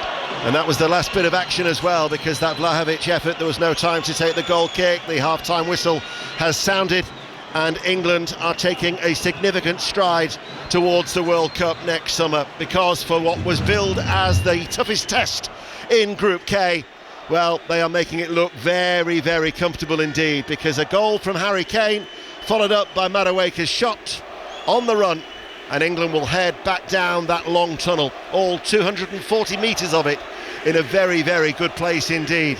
The Serbia supporters are not happy. They are disgruntled. You can hear that in the background, because the half-time score in Belgrade is Serbia 0, England 2. Kelly. Thank you very much to Ian Dennis, Paul Robinson and John Murray watching on in Belgrade. Also with us, former England defender Phil Jagielka. Phil, is that closer to what England fans have been asking for? Yeah, definitely. I think the first 20 minutes they were sort of feeling it out, but after that there's only been one team looking to score the goals, and thankfully the captain came up with a header. Then after that we've played some decent football, and fantastic flowing move for the second, and hopefully if Serbia potentially come out a little bit to try and get back in the game, we can hopefully get some more goals. Yeah, Harry Kane on the score sheet again. Normal service resumed after not scoring against Andorra. Yeah, it was ages, wasn't it, he'd not scored for? It's a drought. Yeah, okay. I had plenty of them. I didn't score very many, so I had about 3-year droughts. Yeah, well, to be fair, you weren't England's number 9. That wasn't the job, yeah, okay. Yeah. But look, it was a goal for Harry Kane, and then Noni Madueke with that pace down the right. I mean, he'd been causing trouble for Serbia across certainly from that half an hour point where England really seemed to kick into gear. Yeah, I think this camp, he's the one that's probably shone the brightest. He's took his chance, a bit similar to obviously getting his chance as well at Arsenal on the right, obviously, because Saka's not available, and he's taken the chance with both hands. He's been arguably our best player for 3 halves of football so far that he's got to play in. But we spoke before the game about when do you give people opportunities and sort of experience to play for your country. We look at obviously the second goal. We've got Anderson who plays it to Rodgers, who flicks it around the corner to Madueke. So again, the under 21 connection there, you could see even the celebrations, they were all thanking each other, big smiles, and everyone's happy. So that's when it does work, giving opportunities to younger players to see how they deal with these atmospheres, and those 3 in particular have done well tonight. Lee on social media says, to be fair, this is the best I've seen England under Tuchel, but it's like saying this is the best I've seen Sheffield United under Sellers. Wow, he's not having a great time of it, to be perfectly honest. I thought you might enjoy that one, that was all. Yeah. But look, well, I'm Lisa's not, because we've lost every game, so I've well, not no, that but one. I thought you might enjoy the comment rather than than the season so far. But Lisa says, fair play to Madueke, taking his chances. Elliot Anderson looks exceptional, much improved. There was the error, which only stands out because it was probably the only error that England made in that first half. But other than that, what have you made of what I like about it, though, is the way he reacted. Yeah. We all make mistakes, and he's making a mistake on the biggest stage he's probably played in, and he's not obviously got into his shell. He gets the ball again, gets on it, helps create some chances. Yeah, and he's doing well in that first half. And England have looked good. As they move into the second half, as you said, Serbia are going to have to go for it a bit more in the second half. Opportunities will open up for England. Do you think we'll start to see Thomas Tuchel make changes? Is he still looking at that setup? I think it'll. I'm not the honest answer. I don't know. I think if they're still on top and they can look like they could potentially get a couple more goals, I think he'll quite like the feeling of potentially after the game selling the dream that things are coming along nicely, and we're scoring more goals and creating more. Whereas obviously if you start to make substitutions, sometimes it can slow the pace of the game down and change things around. So as much as he potentially would like probably to see a few more different faces, I think if the game's going the way it is, especially the second half of the first half, if that translates into the first bit of the second half, he'll probably stay as he is, and hopefully England get on top. Yeah, and he'll probably tell us that he doesn't listen to the critics, but that doesn't mean he doesn't want to answer them. Phil, thank you very much. We'll be talking to you a bit later on. So it's Serbia 0, England 2 at half-time. Wales have got a friendly against Canada. Molly Stevens is watching that one. Hey, Molly. Hello there. Yeah, Wales 0, Canada 1 after a thoroughly entertaining half of football. A goal that the Canadians deserved, I have to say. Derek Cornelius, It broke the deadlock with a stunning free kick some 30 yards out. They'd hit the post and the bar before that centre-half got off of the ball. He was absolutely phenomenal. 6 yellow cards have been handed out so far, including for the Canada boss, Jesse Marsh. That'll tell some story to the needle and intensity this game has had, despite being a friendly. Wales have done well with some good chances for David Brooks and Dan James, but Canada have just been relentless. High pressing, high energy football. Craig Bellamy will need to find a way to limit that in the second half. Wales 0, Canada 1. Molly, thank you very much for that. Coming up, we're going to bring you second half commentary of Serbia against England, and we've got a little taster from the latest Women's Football Weekly podcast. That's after the news on 5 Live with Nick Hatfield. The voice of the UK. This is BBC Radio 5 Live. Thank you, Kelly. Good evening. The White House says President Trump feels very badly about the location of Israel's strike against Hamas leaders in the Qatari capital Doha. Qatar has mediated indirect negotiations over a ceasefire in Gaza.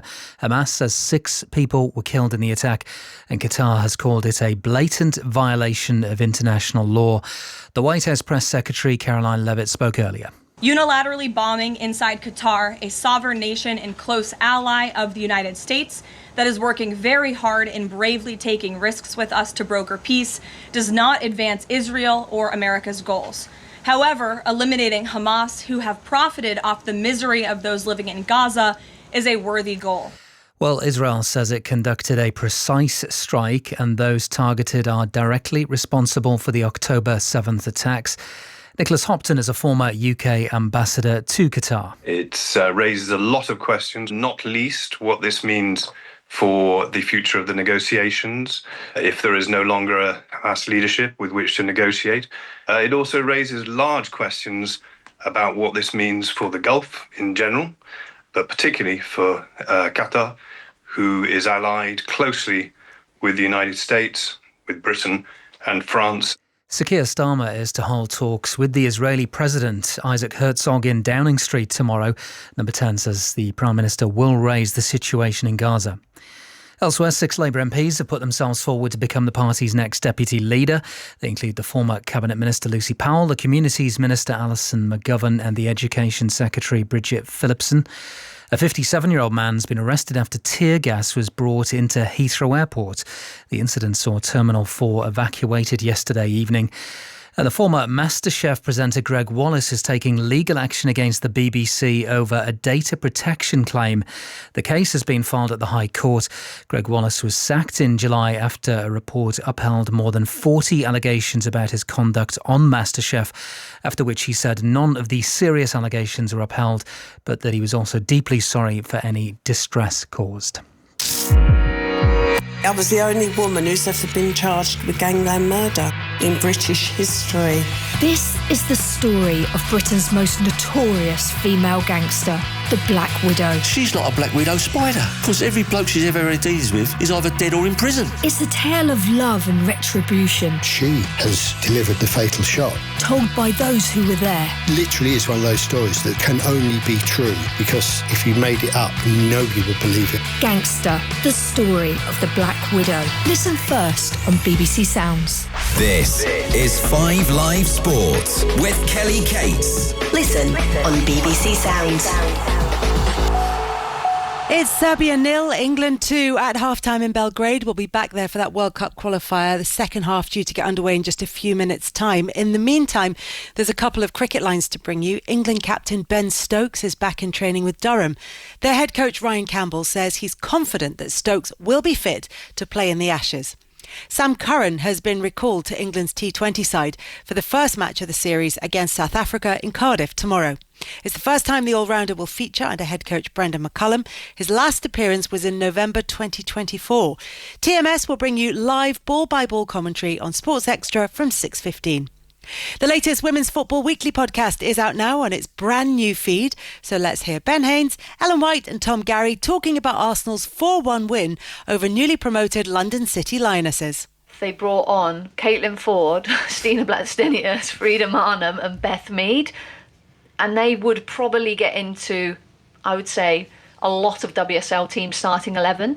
So that strength in depth is something that maybe they didn't have last season. So if they were able to keep everyone fit, that would go a long way for them fighting for the title and a lot of major trophies.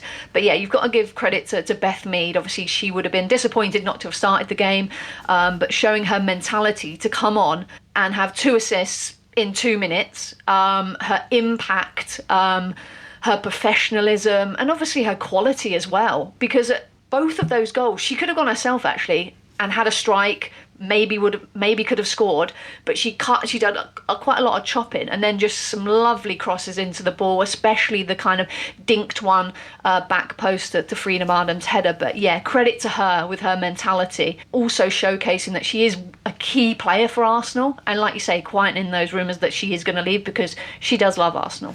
Ellen, can you just take us back a little bit? You mentioned earlier on about the feeling in the ground. So it was 38,000 at the Emirates on Saturday. What was the atmosphere like, and how did it compare to last season, for example?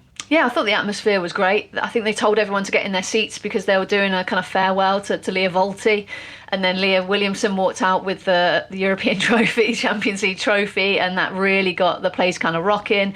Yeah, it was an amazing atmosphere. Even when London City Lionesses went 1-0 up, you could still feel the crowd. They were still singing, they were still willing the team on, and then it absolutely erupted, obviously, when Olivia Smith scored. And also, I want to give credit as well to Arsenal. They've sold 17,000 season tickets, which is a phenomenal amount of tickets to be sold for them to have every home game at the Emirates. So that blueprint of what they're doing for their fan base is quite extraordinary. And hopefully more teams are able to kind of look at that and think, how can we grow our fan base, get bums on seat, get people supporting our club, not just in the WSL, but the whole football pyramid, because that's important. We need the teams to be supported. That's some going, Tom, isn't it? To shift 17,000 season tickets. Yeah, that number alone is 10 times the figure that were at the game that you and I saw on Sunday between Tottenham and West Ham. And, the attendance on Saturday was 20 times that of some of the other WSL games. They're kind of operating in a different, stratosphere to the other WSL clubs with the numbers that they're attracting. There's a big gulf there, not just in terms of the audience, but in terms of the matchday revenues that is going to generate. So if other teams aren't careful, then Arsenal are just going to carry on getting further and further ahead, because the more matchday revenue they get, the more times they'll be able to spend £1 million on a superstar like Olivia Smith. So it's something that I think all the other clubs are going to be looking at. And from all we hear at Arsenal, the crowd we saw on Saturday is probably looking like it's going to be about the average for the season. They're sort of expecting that pretty much, give or take, that every week now for the campaign, and that's going to be really formidable as just adding the footballing context, as a home support and what that could do for their home record over the course of a season. That's something that will really be dangerous for the visiting sides to contend with over the course of the campaign, as it starts to feel more and more like home for the women's players as well. Because I think if we go back maybe 3 years, it was unfamiliar still for some of the Arsenal women's players, and now it will start to have those home comforts. On Friday night, Tom and I were down at Stamford Bridge to see Chelsea Man City, and a good atmosphere there. Probably not the same numbers, Tom, but a good atmosphere at Stamford Bridge. A really impressive and professional performance from Chelsea as they ran out 2-1 winners over City. Yeah, it was one of those games we've seen so many of from Chelsea where I don't think they ever showed their absolute best football. I don't think they ever really played more than maybe 7 or 8 out of 10. But they've still managed to win a really important game, being clinical in the key moments, defending the box when they needed to, taking their chance. I think they had 3 shots on target and scored twice, which is very Chelsea in terms of the efficiency. That was just a snippet of Women's Football Weekly. Ben Haynes, Ellen White and Tom Gary were on there. You can listen to it on BBC Sounds right now. Our focus this evening is on the England men's qualification campaign for the World Cup next summer. They're currently 2-0 up against Serbia. In the other group, in Group K, which is England's group, Albania are beating Latvia 1-0 at half-time. So if it stays like this, England will be 7 points clear of Albania, 8 ahead of Serbia, who have a game in hand. And if England do go on to win this game in Belgrade this evening, they'd only need 5 more points from their last 3 matches to secure a place in the World Cup next summer. And yet, Phil, people are still not happy. Well, that's what we like, aren't we? We want to go out there as a nation and go and dominate every game and win. So hopefully there's a big second half coming and there'll be a few more smiley faces tonight and tomorrow morning. So goals so far for Harry Kane and Noni Madueke for England. Second half coming up from Belgrade with Paul Robinson and Ian Dennis. And first of all, John Murray. Thank you very much, Kelly. Yes, we're still waiting for the teams to emerge from that famous tunnel here. Many of the England substitutes are out. Paul Robinson sitting next to me. And what a half that was for England. As Ian rightly said, the best half that Thomas Tuchel has had as the England manager so far in his 6th match. Bar none. They were excellent. I think they're everything that we've wanted to see from England. Yes, they've been underwhelming in previous games, but I think he spoke quite openly about this game being a tough test. He thought that it'd be a better game for them because Serbia would actually come out and play and try and expose England. But actually England have done really well to move the ball quickly, and Serbia have sat in a low block at times. But the link-up play that England have showed, the intensity, the thing that's impressed me. They've pressed really high up the pitch, the understanding between Reece James and Madueke down the right-hand side. Most of England's threat has come down that right-hand side, and everything that Thomas Tuchel spoke about before this game, we are seeing. Teams are out there. It looks as though Dragan Stojkovic is going to make a couple of changes at half-time. I'm not surprised at that. They've been a long way second best in this match, and Slobodan, our colleague from the BBC Serbian service, was telling us that many of the supporters were chanting "Pixie out" at half-time. So he might be one of the great heroes of Serbian football, but there seems to be a mood against him here inside the stadium. So we're going to see Filip Kostic, who is left winger, can play at wing back, plays for Juventus, and also Luka Jovic coming on, the number 8, who was one of the brightest young stars, if you remember, when he came through at Red Star Belgrade. He made his debut. He was their youngest player at one stage, ended up getting a move to Real Madrid, who paid 60 million euros for him, but his career has kind of tailed off since then, and he's just moved, Luka Jovic, to AEK Athens. So Kostic and Jovic are on for Nedeljkovic and Birmancevic. So the two wing backs actually have been taken off. Second half begins. Serbia 0, England 2. And Serbia win an early free kick halfway inside the England half. Morgan Rogers, who I thought was very good in the first half, one of the 4 changes that Thomas Tuchel made, set up the Madueke goal brilliantly. But they've won themselves a set piece here, Paul. Yeah, surprised that Kostic and Jovic didn't actually start the game. They started their previous game against Latvia on Saturday in a 1-0 win, and those two were surprise omissions from the starting 11. I think Jovic will go and play up alongside Vlahovic, try and have more of an attacking threat, and Kostic will play in the wing-back position. So this free kick, and it will be taken by Filip Kostic, the Juventus man. Might remember he was injured against England at the Euros and had to go off with a knee injury. He curls this ball in and it's headed away for England and then played away to the halfway line, and Anderson chasing it, and it was a sort of 50-50 challenge. He was caught by his clubmate Milenkovic, actually. The Serbian captain, his Nottingham Forest teammate, has put a challenge in on Elliot Anderson as he was breaking away. That's classic international football, isn't it? No love lost between the clubmates. No, coming together in a real good 50-50 challenge. He was there first, Milinkovic. Elliot Anderson just went over the challenge, but as you can see and hear, the supporters inside this stadium weren't too happy that the referee stopped the game. They felt that the game should have been allowed to have carried on. It wasn't a head injury. No, and the referee stopped play, and he has restarted play with a drop ball, Clement Turpin. So Serbia 0, England 2.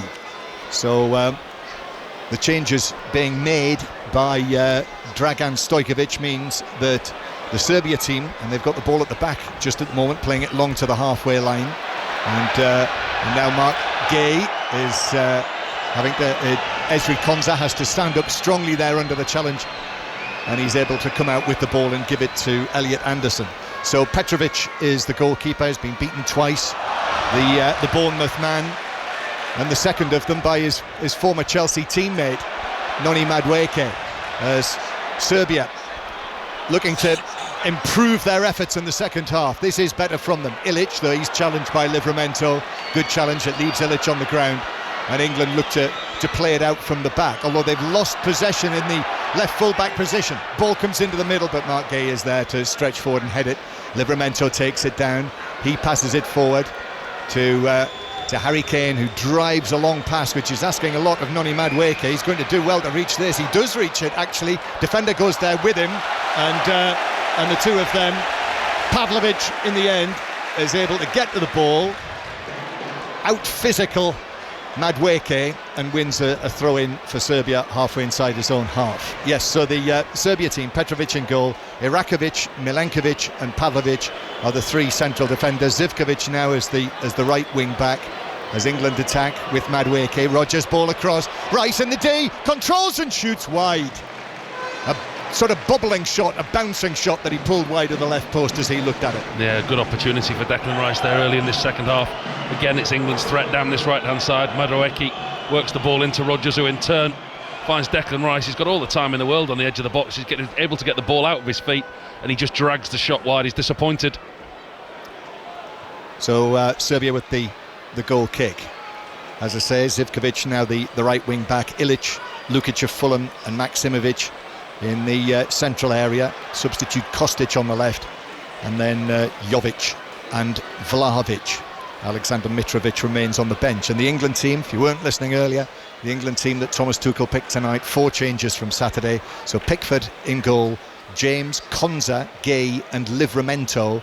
Then Elliot Anderson with Morgan Rodgers and Declan Rice in the midfield, and Madueke on the right, Gordon on the left, and Harry Kane up front, who scored his 74th goal for England on his 109th appearance. So Harry Kane now in 5th place on his own on the list of England appearances. And England playing the ball out from the edge of their own penalty area. Reece James going back to goalkeeper Pickford, who goes long. Erling Haaland has just scored his 4th goal of the night. So Norway 6-0 up on Moldova after that dramatic win for Italy last night against Israel. But Norway have won all of their matches so far in that group, and the final match in that section is Italy against Norway. England, with this scoreline, are heading for 5 wins out of 5 at the top of Group K. And Madueke with the ball on the right hand side, just little pass to Reece James. Now Elliot Anderson, who's been very tidy really. I know we've spoken about the mistake that he made in the first half, but other than that, out to the left hand side it goes with Declan Rice. Rice back in field towards Elliot Anderson, square from him to James, who's 30 yards out. Serbia all in blue, 10 men behind the ball, as Madueke now attacks again against Kostic, pulls it back to the edge of the area to James. He tees up Rice with a shot that's blocked inside the penalty area by Milenkovic, and Serbia try to bring it away, but England are all over them, Paul. He's done so well, Noni Madueke, down this right hand side. Again, this is where the threat comes from. Pulls the ball back to Reece James, and he lays it across the edge of the 18-yard box for Declan Rice to strike first time, and we know what a good right foot Declan Rice has got. That's the last 2 chances that he hasn't got right. And now Declan Rice wins a free kick for England, left of centre. So another set piece for England. Incidentally, France have equalised now against Iceland, and it was Kylian Mbappe who made it 1-1 in that match that's been played in the Parc des Princes actually this evening. Kylian Mbappe was one of the goal scorers, by the way, when Thomas Tuchel's PSG won 4-1 here in that match we were talking about in the first half. 2-0 to England, free kick taken short, and then it's driven in from the left hand side. Madueke with a touch, Kane, and then it's scored on the dead ball line almost, and it's Ezri Konsa who's there to score his first goal for England, virtually standing next to the post. It fell to him and he swept it in and turned away and went off to celebrate his first goal for England, the Aston Villa central defender. And surely that's it now here tonight. 3 goals for England and 3 points in Belgrade. Serbia 0, England 3. Yeah, the England fans away to our right are absolutely delighted. They've picked up where they left off in the first half. England started on the front foot, had a really good 2 or 3 passages of play. This time it's a quick, short free kick played into Anthony Gordon. 25 yards from goal. It's a difficult one for Petrovic to deal with. It bounces just in front of the Serbian goalkeeper. Gets 2 hands on it, but all he can do is push it into a crowd of England players. Gay is who gets there first. deflects across the box. You think Harry Kane's going to put it in, but there's Ezri Konsa with his left foot to surely give England all 3 points and to top off what's already been a wonderful performance. So Ezri Konsa, as it's announced on the loudspeaker, and you might have heard there as well, I don't think you had to be an expert in Serbo-Croat to work out that was the loudest chorus of Pixie Out that we've heard so far. So in fact, looking down now, there is a bit of movement there. I think one or two are beginning to head towards the exits, and there is a possibility that goal might be ruled out. There is a suggestion that there could be an offside. Yeah, VAR taking a check now. Match hasn't restarted. Is over, and the goal stands. Confirmed. Serbia 0, England 3, and Ezri Konsa scoring the third goal. Ezri Konsa winning his 14th cap here in Belgrade tonight. Harry Kane drags the ball back, but actually is dispossessed. And now Luka Jovic will carry the ball long and forward, but in comes the challenge from James. It's a foul, and it's a free kick to Serbia. It's got another update from Swansea and Molly Stevens. Wales 0, Canada 1. Wales have had the best chance of this second half so far. A powerful header from captain Ben Davies into Harry Wilson on his left, who looked to score on the volley, but Canada's defenders did very well to clear it. It remains Wales 0, Canada 1. Bosnia and Herzegovina 0, Austria 1 in Group H, and they are the top two in that group. So Austria, Ralf Rangnick's Austria winning. Free kick then, Kostic plays it into the England penalty area. It took a flick off an England head, and that is being very strongly disputed. It's been given as a corner by Clement Turpin, but it's a corner to Serbia. Yeah, the England players are absolutely adamant that it wasn't a corner, but they're going to have to defend. As you can hear now, the noise in the stadium has been completely nullified. I mean, it was an electric atmosphere before the game. As you can see as well, there's a few that are wandering towards the exits already. They're certainly not happy at the moment. Corner to Serbia, 3-0 down. Deep one right across the penalty area, which is actually headed back by Morgan Rogers to Jordan Pickford. I'm not sure whether he entirely meant that. No, I don't think he did. I think it was a very brave header back to his goalkeeper in that situation. If he did, we'll give him the benefit of the doubt. Good piece of defending. That's Paul Robinson, England goalkeeper. Another old stager has scored for Bosnia and Herzegovina. Edin Dzeko has equalised. So Austria went 1-0 up. Bosnia and Herzegovina have promptly equalised. And earlier in this group, by the way, Albania were winning 1-0 against Latvia, as far as I'm aware. That's still the score. Harry Kane in a deep lying position, curls the ball into the box. Anthony Gordon takes it down. It was Gordon's shot that actually led eventually to the Konsa goal to make it 3-0. The ball, as he's challenged, bounces out of play, and that is given as a Serbia throw. 10 minutes played in the second half. We will be on air, by the way, to hear the reaction from Thomas Tuchel and whoever else we are presented with. So you will hear that on 5 Live tonight. We've got to go a long way away behind the stadium to my left. I've got to actually walk down the street about 200 yards and then turn right into the training ground, and they're eventually going to bring them to us in what must be the most remote interview position that I think I've ever been to. Have you heard what they're doing with Thomas Tuchel after you've interviewed him to bring him to the press conference? I have. They're going to bring him in a car from there to actually do his press conference. We've got a stoppage now, by the way. The Serbian player who challenged Anthony Gordon has stayed down, so he's going to need a little bit of treatment. He did actually used to have a smart car, you know, when he was Chelsea manager. He used to tootle into Chelsea's training ground in a smart car, so he might be back in the smart car tonight. Also outside the ground, I saw some of the most fearsome police stroke security stroke army personnel I think I've ever seen at a football ground. I mean, full riot gear, armour, and you've just picked them out in the some of them in the stands there in the empty seats, the 8,100 seats that are empty, that because of the reduced capacity here tonight. This is a lengthy stoppage actually. It's Zivkovic. Just catches a stray arm from Anthony Gordon. Both players chasing for the ball in the corner. I think there's no intent there from Anthony Gordon at all. But what it does do, it allows Thomas Tuchel to get his players over to the touchline like we see. Quite often the managers use these times for almost like a basketball timeout. all the players are stood down beneath us. Thomas Tuchel talking to them individually and taking an opportunity to get some drinks on board and get some more messages onto his team. He stood talking to Livramento quite intently. Yep, Livramento, the left back. So the goal scorers, England scored twice in 2 minutes. In that period, Harry Kane and then Noni Madueke. Harry Kane, incidentally, has now scored in 16 different countries for England, which equals Wayne Rooney's record. 16 different countries. He's now got Serbia on the list, and with Declan Rice sending in the corner for Harry Kane's goal, which was it was as straightforward as could be.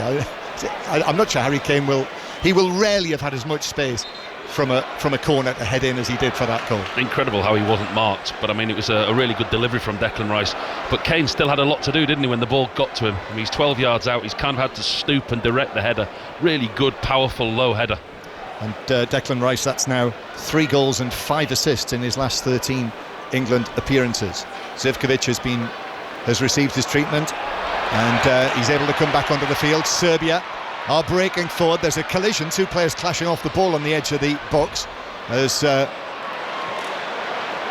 this move breaks down the left hand side, and Harry Kane is able to turn and chip it forward for Morgan Rogers to chase after, but Milinkovic gets there first. Goalkeeper Petrovic plays it out from the back.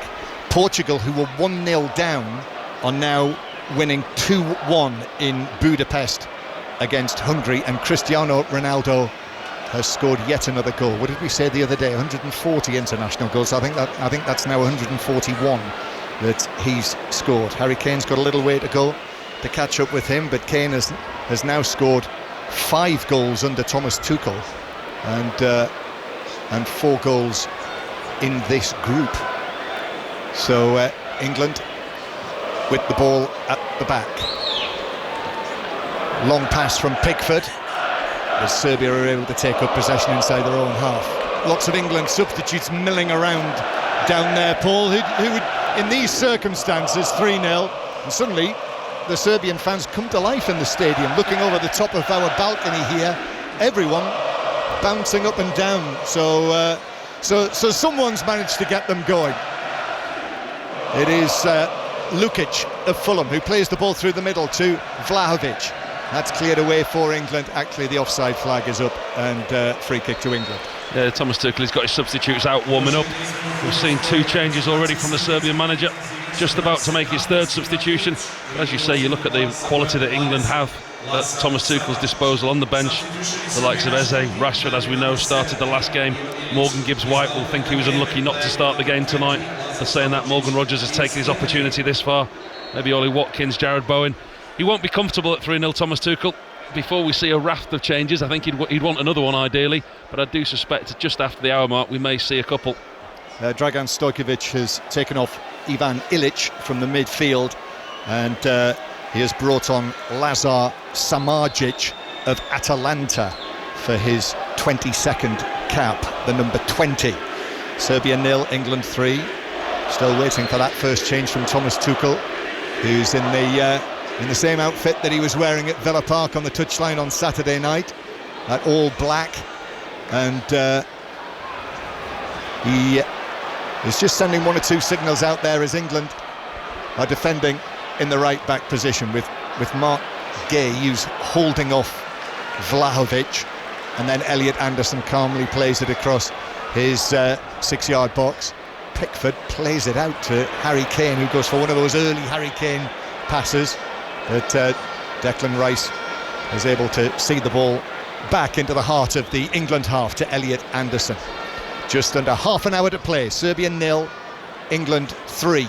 And if you don't hear the reaction tonight, then on your BBC Sounds app, search Football Daily in the morning and you'll hear us wrap everything up from here. Still Wales 0, Canada 1 in the friendly in Swansea, as James infield to Morgan Rogers. Lovely angled ball for Kane inside the penalty area, but he can't get round Milenkovic. who does well, actually defends it well, gives it to Pavlovic, still inside their own penalty area. Milenkovic's clearance is charged down, Rice on the edge of the box, Gordon back to Rice, left foot shot, bounces straight at goalkeeper Petrovic, who can scoop it up into his chest. Finding some space, Declan Rice, isn't he? On the edge of the box, finding a lot of space there, Declan Rice. Ball worked back to him from Anthony Gordon. This time it was on his left foot, didn't really make any good type of contact with it, harmlessly into the arms of Petrovic.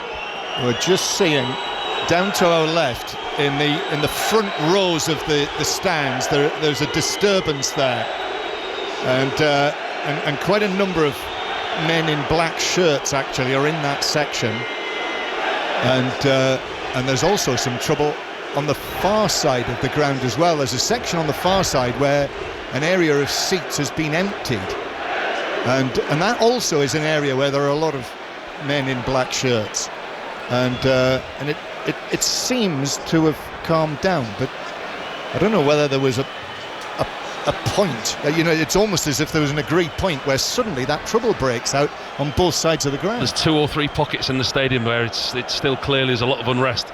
Those heavily armed police officers that you spoke about earlier, they've all just made their way into the stadium. You can see to our left, they're coming all down the stairs. Here they come to the areas, but there is certainly pockets of unrest around the stadium in certain areas. It's not looking pretty. No, it's not, and you can hear the chanting, and there must be 20 or 30 of those. I think they are police. They're very darkly dressed, and they've got crash helmets on and visors. There's a lot of families below us leaving, taking the option to go, because that trouble did overspill, and it kind of ran over like 10 or 15 rows. Yeah, we're sitting up high here, so we're looking down on the. It's a massive bowl, this stadium, and as Paul Robinson says, I can see now there are people streaming towards the exits, and as you correctly spotted, they do look like families have decided, right, if this is just going to be the mood, if this is going to be the tenor, the feeling this evening, 3-0 down, we're going to head off home. There has been a real mood change, hasn't there? And I mean, the game at the moment, it's a possession game being played in the middle of the park.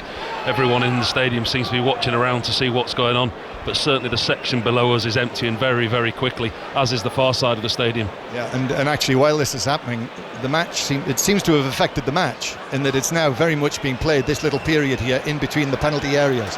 Although here's Pavlovic down the left-hand side, the central defender, with a deep cross, which is flashed across the England goal and out of play. I think it went out, came back in. It's given as a goal kick. Jordan Pickford just has 1 or 2 things to say. I think things have calmed down with the arrival of the security forces. Still on the far side, there is an area in the stands where we can see lots of empty blue and white seats, and people have disappeared away from that area. But if you look there are dozens and dozens of men in black shirts, probably ultras, who are sitting over there, and as England just have to be careful inside their own penalty area, as Elliot Anderson's able to see the ball back to Pickford, and yes, those chants you could hear. Slobodan from the BBC Serbian services told us that they were anti-government chants. Feelings are running high here at the moment. There were demonstrations in central Belgrade yesterday, and the president, Alexander Vučić, is very much the target of that. So I think that's what we're seeing here inside the stadium. England breaking forward with Rodgers. Now to Madueke. Madueke again down the right, clips it in, it's headed away. Rodgers couldn't get there on the edge of the box. Actually, it was the substitute Samardzic who got there first and is able to play it back to the halfway line. England win it back there again. Elliot Anderson strides forward with it, gives it to Madueke. Madueke, left-footed ball, drifts it in just over the top of Kane. That's headed away, comes out to Rice. Rice's shot, that's blocked right across the penalty area, and it actually more or less hits Pavlovic and bounces away off his body behind for an England corner. He really is finding some pockets of space, Declan Rice. We know we talk about him playing as this deep line midfielder, but he's allowing, with Elliot Anderson alongside him, to pivot really well, and Declan Rice is making these runs, finding these spaces on the edge of the box. That's the 4th shot he's had now, once again to no avail, but the spaces that he's finding, been really impressed with him tonight, Declan Rice. Declan Rice walks down here. The 2,500 England fans are in splendid isolation, actually. They're in a section that is a long way away from any of the home supporters, and of course they've got the area of empty seats next to them as well. the 8,100. But Declan Rice applauds them, and here he is now. He's already set up one goal from a corner. Rice with the outswinger towards the penalty spot. It's bounced all the way out to Livramento, who eventually gets the ball under control and gives it to his Newcastle teammate Gordon. Then back to Livramento again, who goes for the dead ball line but overruns it, and it is through and behind for a goal kick. We are halfway through the second half then here in Belgrade. Serbia 0, England 3 the scoreline. Kane, Madueke and Konza the goal scorers, and England on the way to victory. And Ian Dennis will talk you through it. Thank you, John. Well, I've got to say, you can feel the tension inside the stadium. And John has talked about the two different areas where there's been trouble, but that section over on the far side, there is now a gap that is continuing to widen, and people are just walking further and further away from that area of the ultras, who are, many of them are decked out in black. There's just been another tannoy announcement as well, but a number of Serbian supporters are leaving here, and well, UEFA will be watching with a great deal of scrutiny, won't they? Yeah, absolutely. The second half has been marred by scenes in the crowd, and there's a real strange atmosphere now. There's a real lull. Spectators leaving by the dozens. Watch them over on the far side. Everyone seems to be streaming out of the stadium, and there's certainly big patches of empty seats. And as you can hear, the FX mic that we've had up for the noise and the incredible atmosphere in the stadium, it's completely turned and changed full circle. It's almost silent in here. England have made 2 changes. Rashford has come on for Gordon, and Jed Spence has come on for England. He is the 30th different player that Thomas Tuchel has used in now his 6th game in charge. But Jed Spence becomes the first Muslim player to represent the men's senior side. A proud night for Jed Spence, and I'm sure he'll be hoping to inspire others in years to come. So he comes on for Reece James. So Jed Spence, who's been playing actually as a left back for Spurs, goes in at right back instead of Reece James, as there's going to be another change here for Serbia. And Alexander Mitrovic, who received that presentation ahead of the game, the former Fulham and Newcastle striker, now plying his trade in Qatar, comes on for his 102nd appearance, and it is like for like. He will replace Dusan Blahovic. So Alexander Mitrovic comes on, but it is 3-0 to England. Indeed, I was just saying to Slobodan as well, you know, that England win 4-1 in Belgrade is still the heaviest home defeat that Serbia, well, that was actually against the old that was the old Yugoslavia, wasn't it? But so for Serbia, this actually matches the defeat to Belgium in October 2012, which is actually their only defeat in their last 28 World Cup qualifiers at home, going all the way back to 2001. But England have been absolutely outstanding for Thomas Tuchel, and Madueke once again driving as Pavlovic backpedals, goes through towards Rodgers, tried to turn, stopped. Lukic will bring the ball away for Serbia, all in royal blue, playing from right to left against England in white, as Spence goes to ground, makes a challenge, well timed, out it goes for a throw, and about 19 minutes remaining here on BBC Radio 5 Live. He's kicking every ball tonight, Thomas Tuchel. There's no chance of him sitting on a drinks cooler watching this game. He's living every moment. His team 3-0 up and giving him the performance that he's asked for. And even there, Madueke had a good option, give the ball away, and you could see the frustration on Thomas Tuchel. He wants them to go and score more. Still the riot police remain in the area beneath us, just slightly away towards our left-hand side, up towards Mitrovic, easily knocked off the ball by Gehi. Rashford plays it forward towards Harry Kane. Harry Kane goes into a challenge with Milinkovic, and the two captains coming together, and Milinkovic is off. The Nottingham Forest defender has been sent off by Clement Turpin.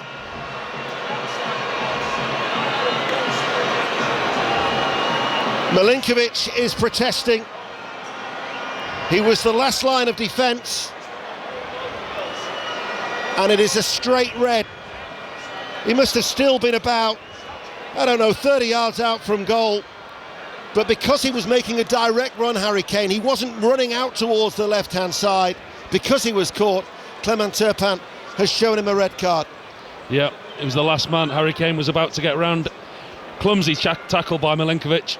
Not really much malice in it, but I think you could see that Harry Kane was going to get round the other side of him. I think that's what's gone into the referee's mind. Kane would have had a free run on goal. The Serbian players, Mitrovic included, still surrounding the referee, but the referee, to his credit, had no hesitation. He was right there, he was right on the spot. Immediately ran over and showed the red card. Yeah. I mean, watching the challenge again, Harry Kane's still down receiving treatment. It's a clumsy challenge more than anything, isn't it? And the referee's deemed that to have prevented a goal scoring opportunity. It has been checked on VAR and he's wandering off. Willy Delajotte is the VAR official from France, and he's just indicated to Clement Turpin that the decision was a correct one, and now he's got that long walk. So the captain of Serbia, and any hopes of the English media hoping to speak to the Forest defender for that managerial change at the City ground in that mix zone, might have also just taken a bit of a turn as well, because I can't really see that the Serbia captain will be forthcoming tonight.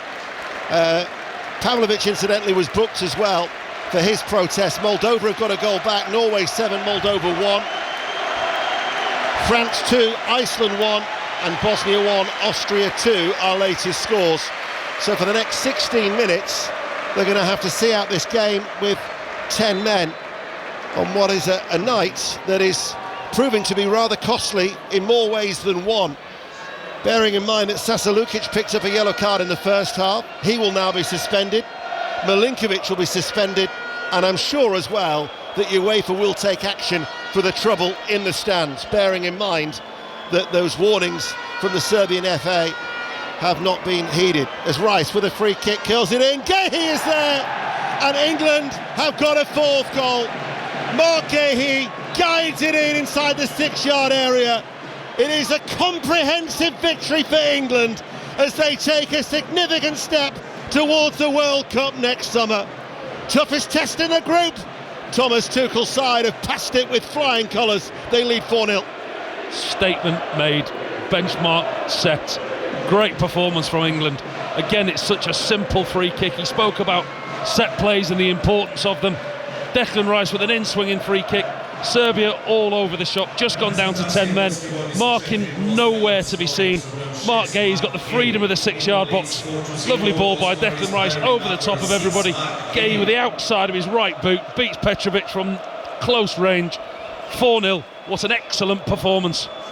His first goal as well. So we've had first goals for England tonight from Noni Madueke, Ezri Konsa and Mark Gehi on his 25th appearance for what has been certainly a difficult time at his club, with that move to Liverpool falling through on deadline day. His attitude, Thomas Tuchel has said, has been absolutely spot on, and he has got that fourth goal as Norway have rattled in an 8th now against Moldova. And Tchouameni has been sent off for France as they lead Iceland by 2-1. Veljkovic is coming on, a defender for Serbia. So I think it was Zivkovic has gone off, Veljkovic has come on, and England have also made a couple of changes, as I think a Serbia supporter has tried to get at the England section. That's not very wise at all. He's trying to pull down some of the St George's flags that are draped over the red railings away towards our right, and in fact security now are making sure that the reinforcements, I mean, how can he come through that gap? He's got to climb over a white wall, red railings, and then get onto the track, but he's now been taken down to the ground. England have made changes. Madueke and Kane are off, and Watkins and Bowen are on. It's all happening. In fact, the riot police now are having to go and deal with that supporter who's been apprehended and is still face down on the red tarmac.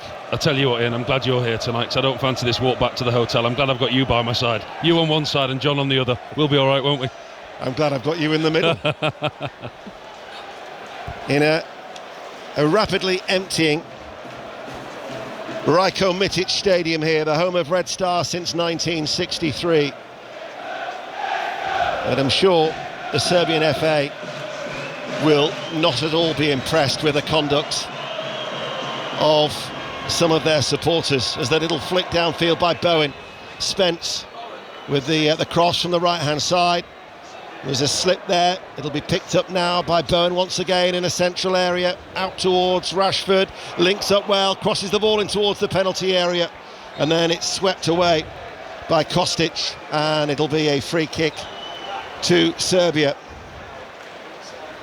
I'm watching more what's happening off the pitch rather than on it. Yeah, it's been a debacle, hasn't it? It really has. The behaviour and the conduct of the home supporters. We know there's unrest in the country at the moment, but the riot police, they're having to do the job now. They're reprimanding that supporter who tried to make his way over to the England supporters. The stadium, as you say now, you can look round to our left and you can almost pick out the writing on the seats. There has been violence. There's been inwardly fighting, really. They've been fighting amongst themselves, haven't they? Yeah, they have. And I'm sure that UEFA will take note as well, bearing in mind, I mean, this is staggering. Over the past 5 years, the Serbian FA have been fined, as I'll just hold off, because Rashford in towards the penalty area. Rashford shoots, good shot as well, and Petrovic with a very good save.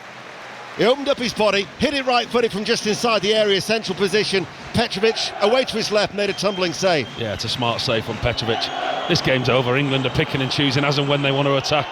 Good play that time from Marcus Rashford. He's come on, playing wide on the left, and that trademark move that we see him do so often, cuts in alongside the edge of the 18-yard box on his right foot. Decent height for the goalkeeper Petrovic, but a good save. Turns it round the corner. England corner. Bowen's going to take the corner kick. We've got about 11 minutes remaining here in Belgrade. A missile then has just been lobbed from the supporters in front of us. Didn't reach Jared Bowen. It'll be picked up by an official. Corner's taken short. Bowen then towards Rice. Back out towards Rashford. Rashford then with a cross. Only partially cleared. Anderson down into the ground, controls it, runs, slows it down. Back out towards Rashford. And here is Rice once again. England lead by 4-0. Rashford, Anderson, Bowen on the inside. Rodgers gets a touch. Passing the ball quickly, sharp, crisp passing. Bowen now comes inside in towards the penalty area. Might run through out towards that far side. Gahey with a cutback. Saved by Petrovic's legs. Declan Rice hit it first time, left-footed. Had Petrovic not made the saves he had, England could have got 7 or 8 here tonight. Yeah, that's another good save by Petrovic, the Bournemouth goalkeeper. England fans away to our right. They're starting to enjoy their away trip now. Really, really comfortable it is now for England. Picking Serbia open at will. The wide areas, Rashford. Declan Rice once again getting in a really good position. Just watching the replay, excellent save. And as you say, it could have been 6 or 7 for England. There are 6 riot policemen stood in front of the England supporters. I would suggest that they need to stand in front of the Serbian supporters. I'll tell you what, I'll carry on, you go and tell them, eh? Jordan Henderson is going to be coming on, his 85th cap. He was heavily involved in the warm-up with the starting 11, almost like what you'd see as a coaching member of staff, like a player coaching role. But Jordan Henderson comes on. Declan Rice, who's had an outstanding game in the midfield, makes way. So Jordan Henderson comes on for the next 9 minutes or so of normal time, where England lead by 4-0. And I would say now that the stadium here in Belgrade is probably about half full, judging by how many Serbian supporters have left already. A lot of stewards with their luminous yellow jackets are now stood in front of the Serbian supporters on the far side where the corner comes in. Gahey couldn't get there. Livramento turns. And then the ball from Spence back out towards that far side. Space for Bowen to run into. Drives into the penalty area. Fires it across the goal. And then it was steered in by Rashford at the far post. But the flag was up. And it was offside. And that goal will not count. Defensively, they're a shambles, Serbia. They've down tools. They just want the final whistle. I mean, really good play again by England. This time, Jared Bowen popping up on the left-hand side. He's got, 10, 15 yards of space to run into, freely into the box. Hammers a shot at the far post. It's a cross-come shot. Marcus Rashford looked to try and tap it in at the far post, but he strayed just offside. Again, another good passage of play for England. I didn't want to miss any of the action, but I was going to tell you about this staggering statistic about the Serbian FA. So over the last 5 years, they have been fined €703,375, which is €30,000 less than the fines in the previous 14 years. I would suggest there is going to be more incoming from UEFA. Norway 10, Moldova 1. Haaland has now got 5 of those 10 goals. Well, his week has improved. Did you see him in social media this week? I didn't. Managed to pick up 3 stitches on his chin this week, Erling Haaland, for a collision with the bus door. The bus door, inadvertently opened up on his chin. So if you see Erling Haaland playing tonight with a slight graze on his chin and 3 stitches, he had a fight with a bus this week. We got 7 minutes remaining, and Jordan Pickford on course for that 7th successive clean sheet, which actually would be his 40th clean sheet in his England career. That would mean that only Joe Hart and Peter Shilton have kept more clean sheets, because that would take him level with David Seaman. Impressive, that, isn't it? It is. He's nearly had as many clean sheets as I had caps. Well, I've got to say, mind you, your ratio was good, Paul. It was a decent ratio. 24 clean sheets in 41. Yeah, maybe slightly prematurely ended my own international career. Here is Spence for England, all in white. The England supporters singing the national anthem. Every outfield player is in the half away towards our right-hand side. England, their hunger levels haven't diminished. They're still looking for more goals. Here is Rodgers. That was a nice little turn. Just scoops it out towards Bowen. Bowen now with a shot. Takes a deflection. Might fall towards Rodgers. And then it's cleared by Kostic. But Serbia really are coming under all sorts of pressure. They've been superb tonight, England. They really have. We spoke in the pre-game show about Thomas Tuchel, about what have we seen, what have we learnt from him since he's taken over. This is everything that we wanted to see. I mean, like you say, the international managers don't get that much time with the teams. They don't get that much time with these players to work on the training ground, nor that many games in succession. This is the first game in Thomas Tuchel's reign where we've actually gone, yeah, we can see what he wants to do here. Yeah. I like this. They're playing a mix of longer balls, playing in the right areas. They've pressed high. They've been really impressive. Rashford again, jinking his way in towards the penalty area, still going. Ball stuck to his feet, plays it out the area. Shot then comes in from Anderson. Went to try and place it with a curling effort, blocked. Livramento over on that far side. England lead by 4-0. Just over 5 minutes to go to half-time. Live on 5 Live as the ball is cleared, but just Serbia can't get out. They are being forced back, and this is Spence.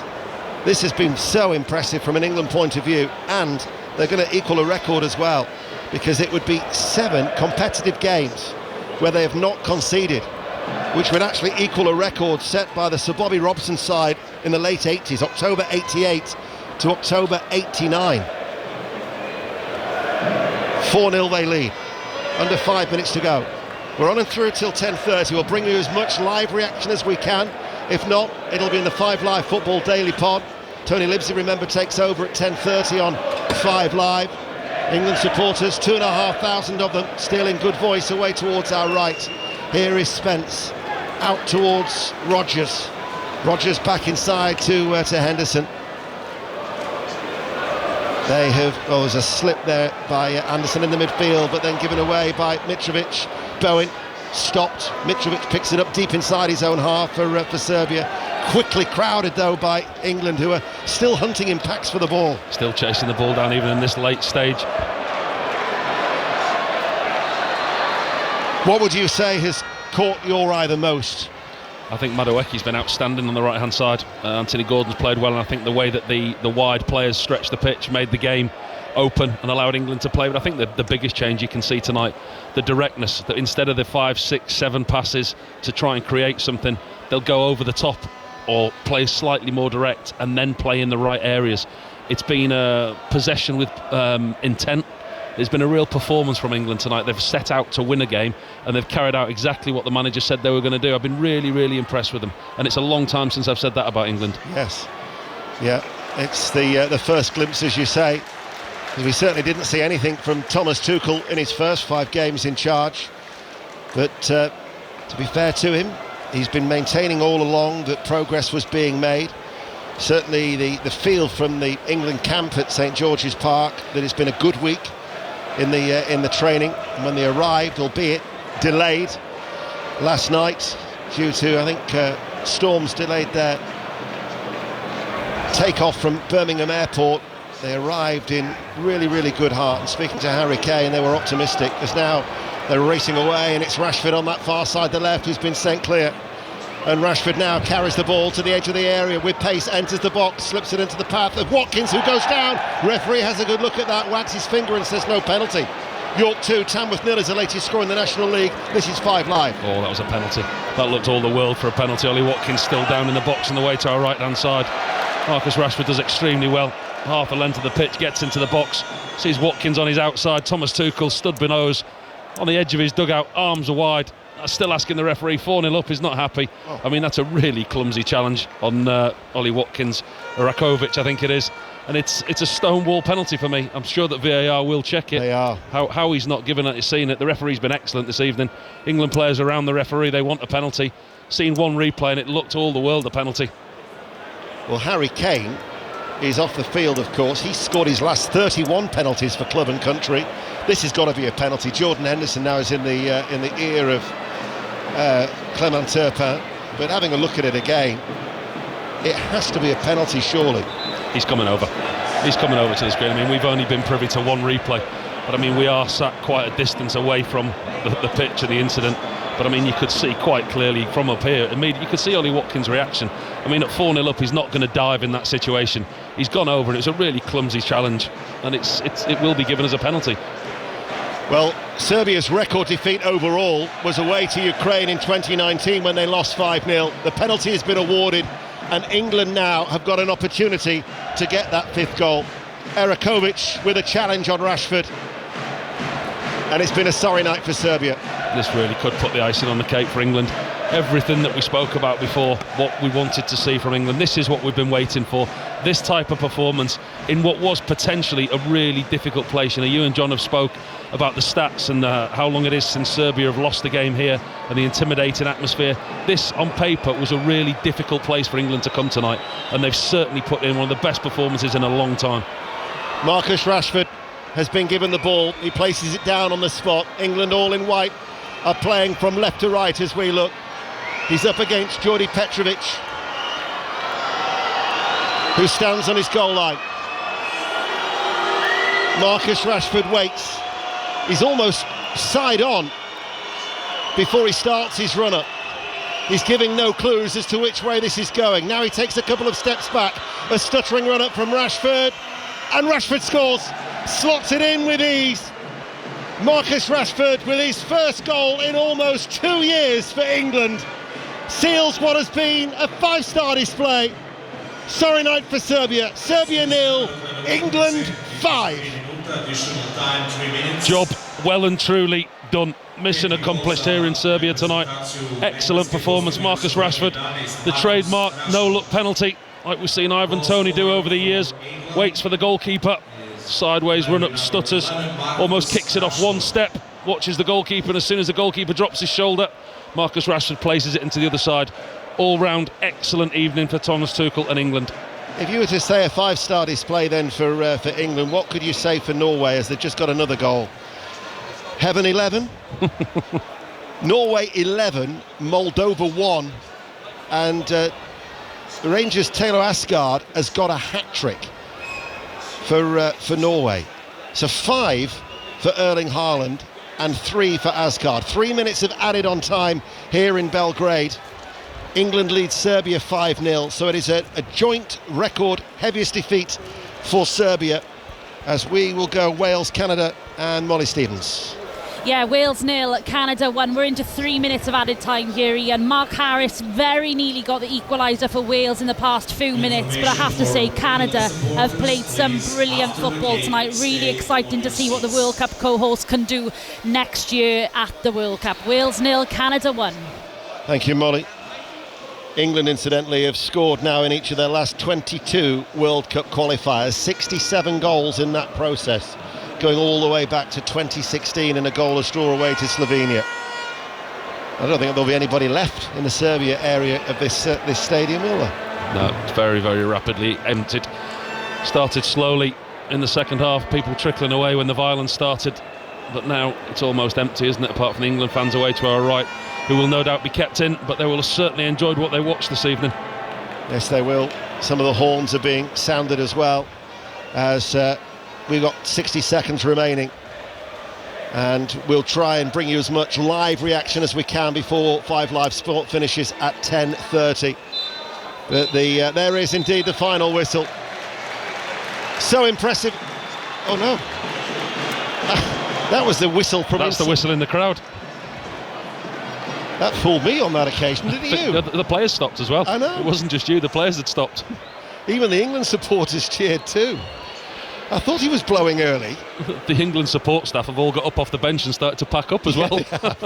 I'm glad it wasn't just me. Here is Spence. Watch the referee, look, he's about to blow it. You keep your eye on the referee, Yeah. I'll listen out. We've got about 15 seconds remaining. The olays from the England supporters, 5-0. Henderson spreads the ball out towards Spence. Spence brings it down off his right knee. Rodgers in field, and there indeed is the final whistle this time. And an impressive performance from England in every aspect. But for Serbia, a night to forget. Serbia 0, England 5. Paul. You run out of superlatives for England tonight. It's everything that you wanted to see. I mean, the performances in recent games have been lacklustre. They've been a poor watch. I remember sat at home watching the game at Villa Park at the weekend, thinking, it's a poorish performance. But tonight, everything that Thomas Tuchel said, what he wanted from his team, the tactics that he set his team up, they followed it out right to the nth degree. It's been a really, really workmanlike, impressive statement performance from England tonight. But like I say, it's what you want to see, it's what you expect from England. We've got the quality of players, but we've not been able to get that type of tune out of them before. Thomas Tuchel in the games leading up to this, we haven't seen that type of performance, but he's certainly got a performance out of them tonight. That was impressive. Certainly was. Kane and Madueke in the first half, Konsa Gehi and a Rashford penalty in the second half, giving England that 5-0 victory. As you can hear, the England supporters away towards our right-hand side, but those that have remained in the Rajko Mitic Stadium booing once again. The Serbian coach Dragan Stojkovic coming under increasing pressure from the supporters. They finished the game, of course, with 10 men after the sending off of Milenkovic with 18 minutes to go. The England players go to acknowledge the travelling support on a great night for England. Serbia 0, England 5. Kelly. Ian Dennis, Paul Robinson and John Murray in Belgrade for us. We're also joined by Phil Jagielka, and we'll be getting their thoughts right the way through until 10:30 here on 5 Live Sport. On social media, Gareth said, very impressive by England. This has been achieved without Palmer, Bellingham, Foden, Stones, Saka, Alexander-Arnold, all world-class footballers. Stephen says Morgan Rodgers has been excellent. His pressing has put a lot of pressure on Serbia. John asks, where did this come from after 2 dire games, Andorra? We get this sublime show. And Sam said, I can't wait for the "it's only Serbia" comment. I don't think you're going to get them here. We're going to be talking about a really good performance for England, a 5-0 victory for them in Serbia between now and 10:30. If you think that was good, Norway have beaten Moldova by 11 goals to 1. 5 of those Norway goals for Haaland ahead of this weekend's Manchester derby. There is commentary of that on Premier League Sunday. Hungary 2, Portugal 3. It finished Armenia 2, Republic of Ireland 1 earlier, and France 2, Iceland 1. Wales in friendly action against Canada, and it's full time in Swansea. Molly Stevens. Yeah, Wales 0, Canada 1, Kelly. Canada take the 1-0 win.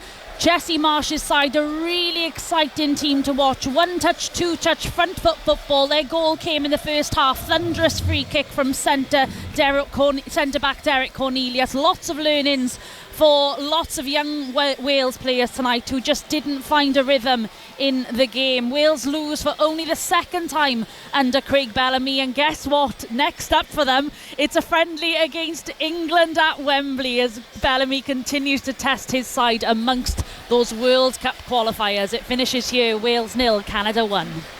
That's one to look forward to. Molly, thank you very much for everything this evening. So Ian Dennis, Paul Robinson and John Murray are in Belgrade for us. Phil Jagielka also joins us to reflect on England's 5-0 defeat of Serbia in Belgrade. Phil, BBC senior football correspondent Sani Mokbel has said on the live page on the website, finally the Thomas Tuchel era has liftoff. Is that a fair comment? Yeah, I think so. It was always going to be a tough game to go to Serbia and get the win, let alone win in the style that we have. We scored some good goals, we scored some good set pieces, every box pretty much ticked, and we said before, obviously we're missing some key players, but sometimes that gives opportunity to players that potentially wouldn't have got a chance, and I think those lads have done really well tonight. Paul, England managers, when they come in, all managers really, but England managers in particular, they need a statement win, a statement performance. Has Thomas Tuchel got that now? Said it before the game, that's what we needed, and absolutely, I mean, that's the best that I've seen an England team play for a long time. I mean, we saw in the previous games against Andorra, Latvia, Albania, they won the games, but they didn't win them convincingly. That's the type of performance that we should have seen against the lesser sides, if you like. I mean, England, if it wasn't for Petrovic tonight in goal for Serbia, England could have had 6, 7, 8 goals. They were that good tonight. You know, Serbia folded at the end when Milinkovic got sent off, but England reduced them to that. England battered them into the corner. They just didn't take their foot off the pedal tonight. They pressed high, they won the ball back, they used the ball wisely in areas, they used the set plays. Madueke and Gordon were outstanding in the wide areas, and it was just a really impressive all-round performance. And in answer to your original question, absolutely that was a statement win. And Paul, those 2 goals coming round about the half-hour mark for Harry Kane and Noni Madueke meant that Serbia had to come out. We said this at half-time, that England were going to find that there were more opportunities in the second half. But just talk to me about the performance up to that point, for that first half-hour. You talked about England sort of grinding Serbia down. Yeah, they were constant, they just didn't go away, and when they did lose possession, they wanted to win it back, and it wasn't just isolated incidents of individuals pressing. They pressed as a team, they pressed as a unit. We all talk about, you know, in the media and in the press, the team's got to have an identity. You know, what's an identity, what does it look like? That tonight is an identity. They pressed as a team, they pressed as a unit, they won the ball back, but when they won the ball back, the 2 wide players got wide, they made the pitch big. The relationship between Declan Rice and Anderson was impressive. The whole spine through the team, Konza and Gay, you know, kept the Serbian strikers very, very quiet. All over the pitch, every single individual won their battles. Yes, we'll say, you know, that's what should be happening, but it hasn't previously happened. Like I said to you, I watched the game at Villa Park at the weekend, and like many others, I was thoroughly underwhelmed by it.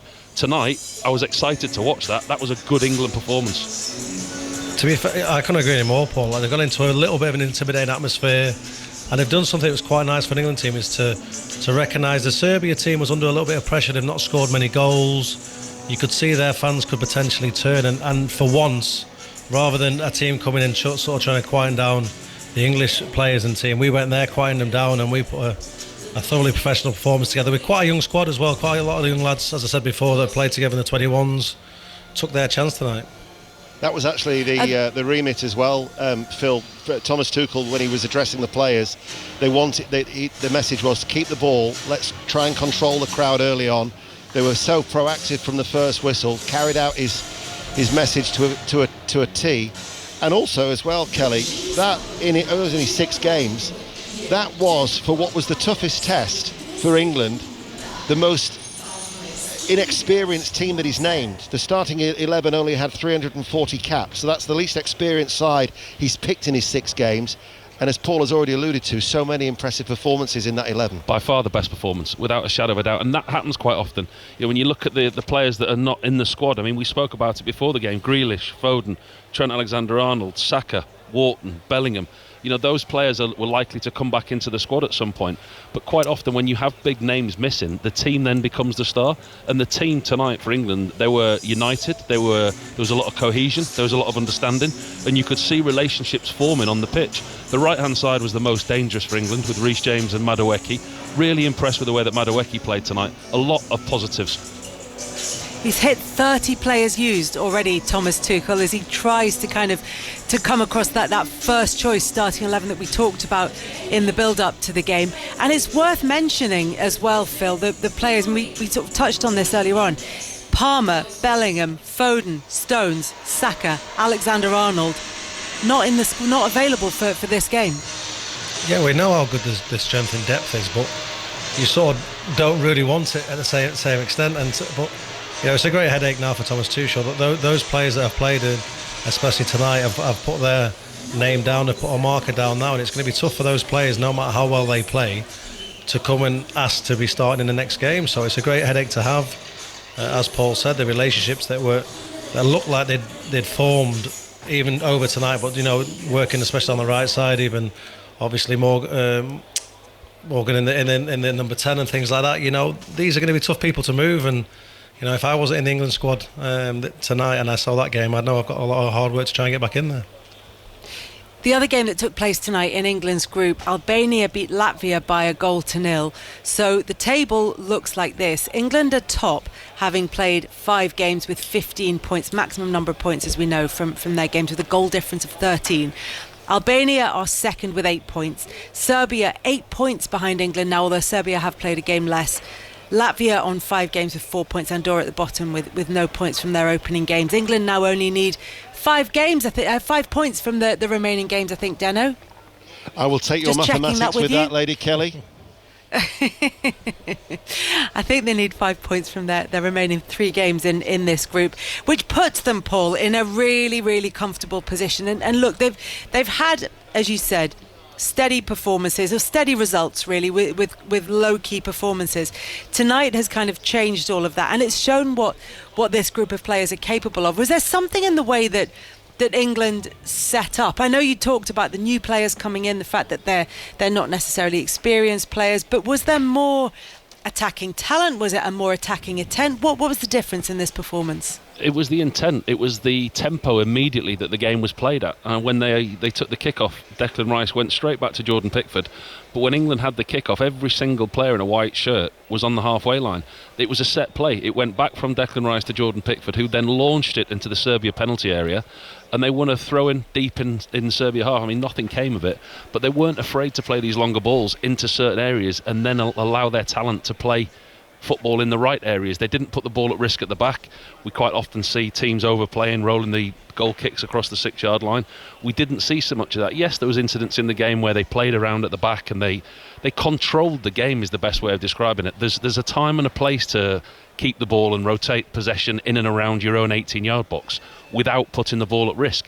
And England did that, and the possession, the tempo and the control over anything was the most impressive thing that England had tonight, because from the first whistle to the last, they were in complete control and you could see exactly what they were trying to employ the whole game. It was good, it really was, Kelly. And just some extra context to that, Serbia have lost just one of their last 28 home World Cup qualifiers since 2001, and that was defeat by Belgium in 2012. This is not an easy place for any team to go and get the result, and England have done it in style with that 5-0 victory.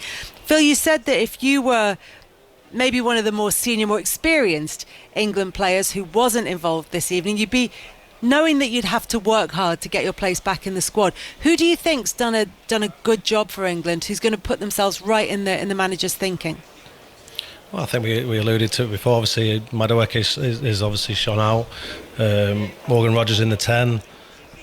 Again, we spoke about who's going to play sort of the holding midfielder.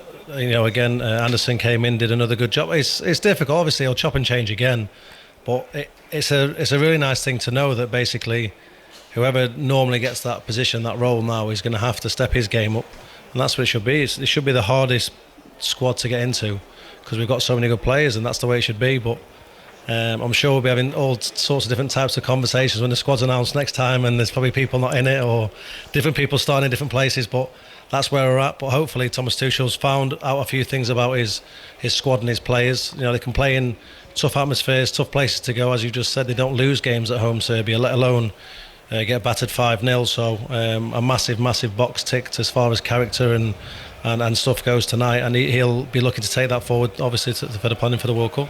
I'll tell you what's interesting, Kelly, is that Thomas Tuchel, just particularly if we focus on the right back, Alexander Arnold and Kyle Walker have been omitted from the squad, and Thomas Tuchel sees that Reece James and Tino Livramento are ahead of Alexander Arnold and Walker for that right back slot at the minute. But the versatility of Tino Livramento is that tonight he played as a left back.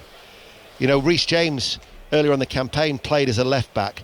So the two who he sees vying to keep out Walker and Alexander Arnold in the right back slot have both played as a left back in this campaign, and he's got a lot of options in defence as Thomas Tuchel in that respect. I think the options that he's got, I mean, we all talk about does he know his best 11? He will never pick the same 11 as an international manager, because you'll have players who are out of form, players who are injured, and like we said, the players that are missing from this squad. But the players that aren't in the squad, or the players that didn't play tonight, will watch that performance and they will know that's what is expected of them now. That's the way they've got to play, and that's what the manager wants. His best 11 is, listen, you'll never be able to do that as an international manager because of the rotation of players. But he's certainly, if those players are fit and available next time, it'll be interesting to see what he does. It's happened 3 times that England have named an unchanged side, 3 times since 1982. Right. There you go. Where have you pulled that from in the that file puts facts? that one into context. Just on the Livramento point, and on that idea that maybe his right backs can also play as left backs. Do you think that's deliberate from Tuchel, Ian, that he wants to bring versatile players into the squad? Because over the course of a tournament, as everybody's kind of alluded to, there are going to be injuries, there are going to be players in and out of form, there are going to be situations where you'll need players to do something other than what their first choice position is. Yeah, I think so, definitely. I mean, it'll be a squad of 26, but in that as well, you're going to have. Lewis Skelly as well. He was not included in the matchday squad of 23 today, but he's been I thought was going to be a regular at left back. You've got the potential for Hall at Newcastle possibly as well, so that he's got these options. On the evidence of what we've seen so far, I think it might be hard, particularly for Kyle Walker as well as Alexander-Arnold, to get back into this England squad, because Livramento, I thought, played really, really well tonight. He looked comfortable. That was only his second start for his country, and he looked very much at ease. This is going to sound daft, but he likes fullbacks that are able to defend. And he wants a fullback. The first thing with his fullbacks, able to defend in a tight, narrow back four, but also give him something going forward. And I think maybe with Trent Alexander-Arnold, I'm not necessarily sure that he trusts him defensively above what he's got in his squad now. Jed Spence, playing as a left back for Tottenham this season, comes on tonight for his England debut as a right back. And in the process becomes the first player to represent England who is Muslim. So kind of a huge watershed moment for him as well in terms of that, and I'm sure we'll hear more from him on that. So 5 different goal scorers for England this evening. There was a conversation we were having beforehand, and I think, Ian, it was you who made the point about Harry Kane, that perhaps England were too reliant on him, and not that he's unreliable, but that maybe there weren't too many options outside of Harry Kane for England. Does 5 different scorers on the score sheet help to solve that problem?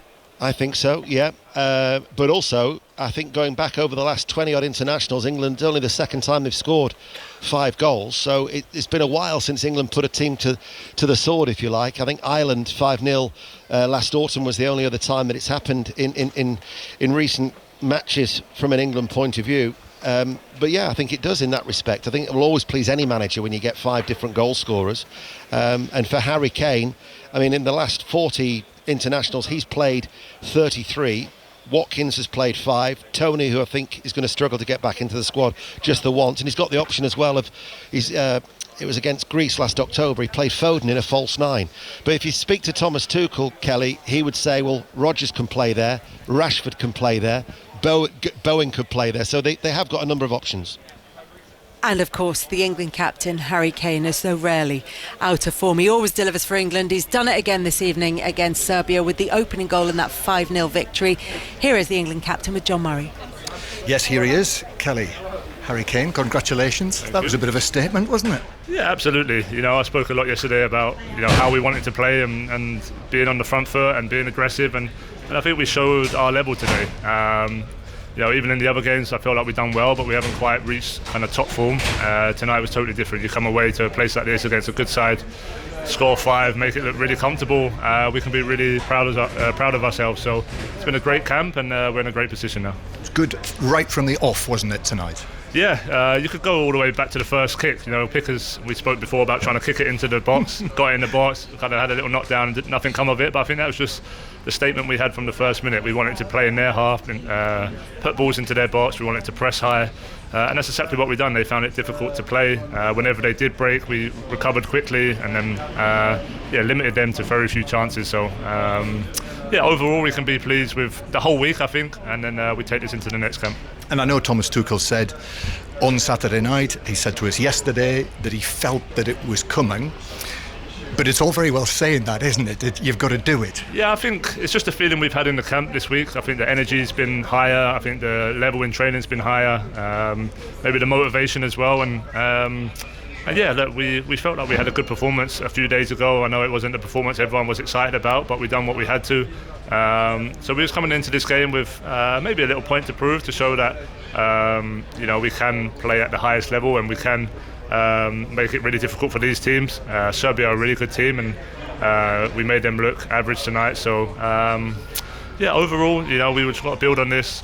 We've got a good camp, a stranger camp next one with a friendly and then a qualifier, but we'll be ready for that, and we're just building now, hopefully until next summer. Yeah, and 5 matches played in the group now, 105, not conceded a goal. Qualification looks, it looked to have 1 foot in the States already. Yeah, sounds good when you put it like that, for sure. But yeah, no, that's what we want, and it's never easy to qualify for a major tournament. Sometimes we've made it look easy over the past. We're making this one look easy, but there's a lot of work that goes into it. There's a lot of mindset that goes into it, a lot of pressure playing for England, and we've all handled that really well. There's a few new faces in the squad, another debut tonight for Jed, so another first goal scorer right next to me here in Ed. I'll let him have that one. So yeah, look, we're building something, and look, it's not going to be perfect, but we can take nights like tonight with great spirit and use that as a good energy. Lovely. Well done, Harry. Thank you. And without further ado, we'll go from the man who scored tonight his 74th goal for England to a man who scored his first goal for England. Wow. Ezri Konsa, well done. Great night much. for Thank you. Yeah, excellent night. Like I've said in previous interviews, a moment I've dreamt of since I was a kid, and you always dream about these moments. And when I was young, I always pictured it, trying to score for England. So for it to finally happen, and my whole family watching back home, it was a proud moment, and I'll never ever forget. That's where you wanted it as well, wasn't it? You were virtually standing next to the post. Of course, definitely. I think in set pieces, especially at centre halves, we have to think like the attackers, like H, and all of them up top. So it's something I've been trying to work on to try and get more goals. So to finally score today, it was an amazing moment. Yeah. So even though I presume you've spent almost all of your career as a defender, even when you're a youngster, you still had that dream of actually scoring for England. Of course, 1,000,000%. I think that's everyone's dream, especially no matter where you play. I don't know about goalkeepers. I forget about the goalkeepers. But as defenders, midfield, wherever you play, but it's everyone's dream to score for their country, and like I said, a proud moment and a night I'll never forget. Yeah, and a good feeling for you all in the dressing room to produce like that. 100%. We've had a great week in camp. We showed our levels in training and in both games. So like I said, look, we knew if we came into the game with the right mindset and the same quality that we have been putting in for the last week, we knew that we could come here and get a victory, and that's what we did today. Well done, Ezri. You'll have sweet dreams tonight, won't you? I probably won't sleep. Thank you. Thanks very much. Thank you, man. Ezri Konsa, absolutely delighted, John, wasn't he, about scoring that goal for England, his first goal for England, the third of England's goals. Phil Jagielka, all defenders grow up dreaming of scoring a big goal for their country. I bet you he didn't play in defence when he was young, so I'll let him off. He said he did. No, he said he did. No way. All of us started as strikers, surely. No one wanted to play in defence when they were young, surely. No, but fair play. He's done really well every time he's played for England, and I didn't realise it was his first goal, obviously, when he scored it today, but that'll live with him. That's a great moment. I remember scoring my first goal, and a massive proud moment anytime you play for your country, but to be able to get an added bonus, especially as a defender, to get up there and score a goal. And to be fair, tonight, every time a set piece came in, we looked dangerous. Obviously scored from sort of 3 of them as well, so I'm sure that'll delight the set piece coach, whoever that is. Lots more to talk about between now and 10:30 after England's 5-0 win against Serbia in Belgrade. But we're just going to take a pause now and get the BBC headlines with Nick Hatfield. The voice of the UK. This is BBC Radio 5 Live. Thank you, Kelly. Good evening. Hamas says 5 of its members were killed in the Israeli airstrikes in the Qatari capital Doha, but the group says its senior leaders survived. The Israeli Prime Minister Benjamin Netanyahu says they targeted those responsible for the October 7th attacks. They perpetrated the worst attack on the Jewish people since the Holocaust. Now, they were meeting in the same place, exactly the same place, where they celebrated this savagery almost 2 years ago. At the beginning of the war, I promised that Israel would reach those who perpetrated this horror. And today, Israel and I have kept that promise. Qatar, which has been mediating Gaza ceasefire negotiations, has called the attack a blatant violation of international law. President Trump says the US was told of the strike by the military and tried to inform the Qataris, but it was too late. Here's the BBC's international editor, Jeremy Bowen. What you can say is this is Israel's answer to the thoughts that maybe the offensive on Gaza that's gathering speed was actually some kind of a shaping operation to put Hamas under pressure in the talks to accept a deal that would get their hostages back quickly. Well, now it's clear that that was not the case, that Israel is going full steam ahead on all fronts. Well, Israel's President Isaac Herzog is due to arrive in London ahead of a meeting with Keir Starmer tomorrow. Pro-Palestinian campaigners are calling for Mr Herzog to be arrested. In other news, the former MasterChef presenter Greg Wallace is taking legal action against the BBC over a data protection claim. Papers have been submitted at the High Court. Mr Wallace, who was dismissed in July after multiple misconduct allegations, denies any wrongdoing. Around 600 migrants are thought to have crossed the Channel in small boats today. Police say one woman died after the dinghy she was in deflated about 10 miles off Dover. And Prince Harry has donated just over £1 million of his own money to the BBC's Children in Need charity. On the second day of his visit to the UK, he's been to a community project in Nottingham. They are hyenas and they feast on the weak. I'm Richard Harrington, and this is Making of a Fugitive. He left his life and he left his wife and children. They exist in a world outside the law, always hiding who they really are. It's literally a case of catch me if you can. They may run, but they are not free. I had a nose job, facelift, teeth done, 2 hair transplants. This is the stuff of spy movies. Making of a Fugitive.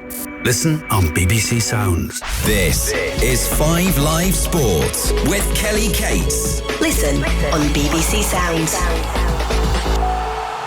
For the next 25 minutes here on 5 Live Sport, we're going to be reflecting on England's 5-0 victory against Serbia. We'll also get a bit more insight into the appointment of Ange Postecoglou as the new Nottingham Forest boss after the company parted ways with Nuno Espirito Santo overnight.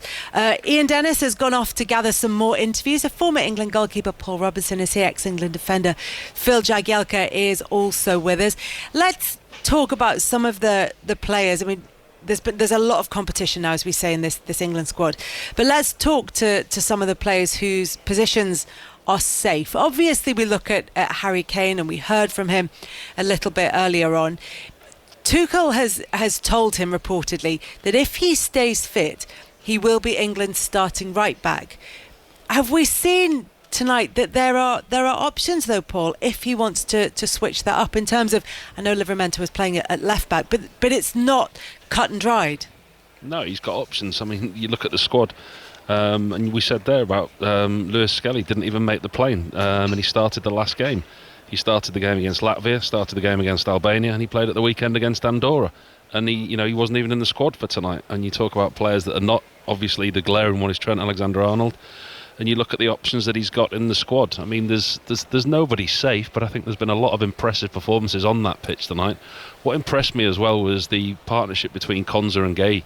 Granted, they didn't have a lot to do defensively, but what they did, they made it look easy, and I think the way that they defended made the game easy for themselves. I mean, the spine through the team with Pickford, the 2 centre-halves, then you look at Rice and Anderson. Morgan Rogers played extremely well in that number 10 role. We've not really touched much on him tonight. But the spine through the team, I mean, it was complemented by the wide players. Very, very difficult to pick a player tonight that didn't perform to the level you would expect. All 11 players that started the game and the substitutes that came on had an impact. Phil, we just heard there from Paul about the centre-back pairing of Gay and Konza. He's changed that a lot, Thomas Tuchel, over the games in which he's been in charge. It looks as though Gareth Southgate's first picks aren't going to be Thomas Tuchel's first picks, but who do you think has impressed? It's hard to judge on tonight's performance, given there wasn't really that much for Serbia in the game. I think that's potentially why he's changed them around so much. If you look at the group we've been given, you'd expect us to dominate most of the games. So he's probably trying to give a little bit of experience to other centre halves that maybe wouldn't have got a chance. But I think ever since obviously Gahey played so well in the Euros, he's basically cemented himself probably as the number one centre half if he's going to be fit. We often speak about John Stones, who's done so well, but again, I think he's going to have to prove his fitness.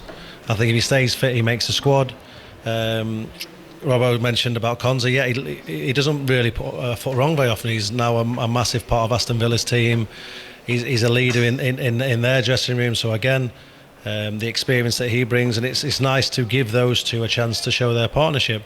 The fact they've both scored, they probably could prove they can go up front if they need to for a little bit as well. But no, that's like an added bonus, getting the partnerships together, getting them used to playing in front of Jordan. Again, the next piece of the puzzle is who sort of plays in front of them to protect them, because as we alluded to, they didn't have that much to do tonight. But if we do play against tougher opposition, it won't just be down to the two centre halves and the keeper to start keeping clean sheets. You'll need to make sure the screening and the protection ahead of them is done properly. So I think centre halves wise is the sort of 2 from 3. Obviously Dan Burns done nothing wrong, fair enough, he's definitely in there on merit. But then I think the next stage for Tuchel is to potentially find out which 3 he's going to play. Rice looks obviously nailed on. We talked about obviously people that will definitely talking of whom, he's waiting to touch John Murray. Okay, there we go, perfect. Yes, here he is, Declan Rice. That was some night, wasn't it? Yeah, incredible night. We knew it was going to be really tough coming in. We knew what we was up against. But a 5-star performance. I thought we took control from the very first minute, and we needed that tonight. What went so right? Everything that we've been working on. I think there's 5 games, 5 wins. I think the first 4 games, like I said the other day, people have been wanting to see 6 and 7 goals, and it's never going to happen when people camp 10 men behind the ball, But tonight you see when teams open up against us what we can do, and it was an exciting night, and I think that just the whole performance from start to finish was top. Yeah. I did say the same kind of thing to Harry Kane, but I know you were saying, certainly Thomas Tuchel was saying, that you felt it was coming, but it's one thing feeling it, it's another thing doing it, isn't it? Yeah, definitely. I think look at the players that we have, the players that can come onto the pitch to change the game, the players that started. I think the mentality's been right all week, the attitude's been right. And I think it was, the other day, obviously it felt a bit dull because Andorra made it like that, but the most important thing was the win. But this was the big game this week, and we knew that this really puts us in a good position going forward for the group. So to come here and win 5-0, not many teams do that. So it was a really good night for us. Yeah. And give us a view on Elliot Anderson in there, his first 2 caps for the senior team. Yeah. He made it look so easy. I think he's been doing what he's done at club at Forest for the last 2 years. He knows how good he is, so do the lads. So he's a great addition for our squad, and like I said, we need that going forward into the World Cup. We need competition, we need lads at their best, and he's certainly playing at a really top level at the minute. So it's brilliant for us. Yeah. And that World Cup now looks, it's a position you're in. It's almost like you're nearly there. Yeah, I hope so. You can never take it for granted. These qualifying games can be sticky.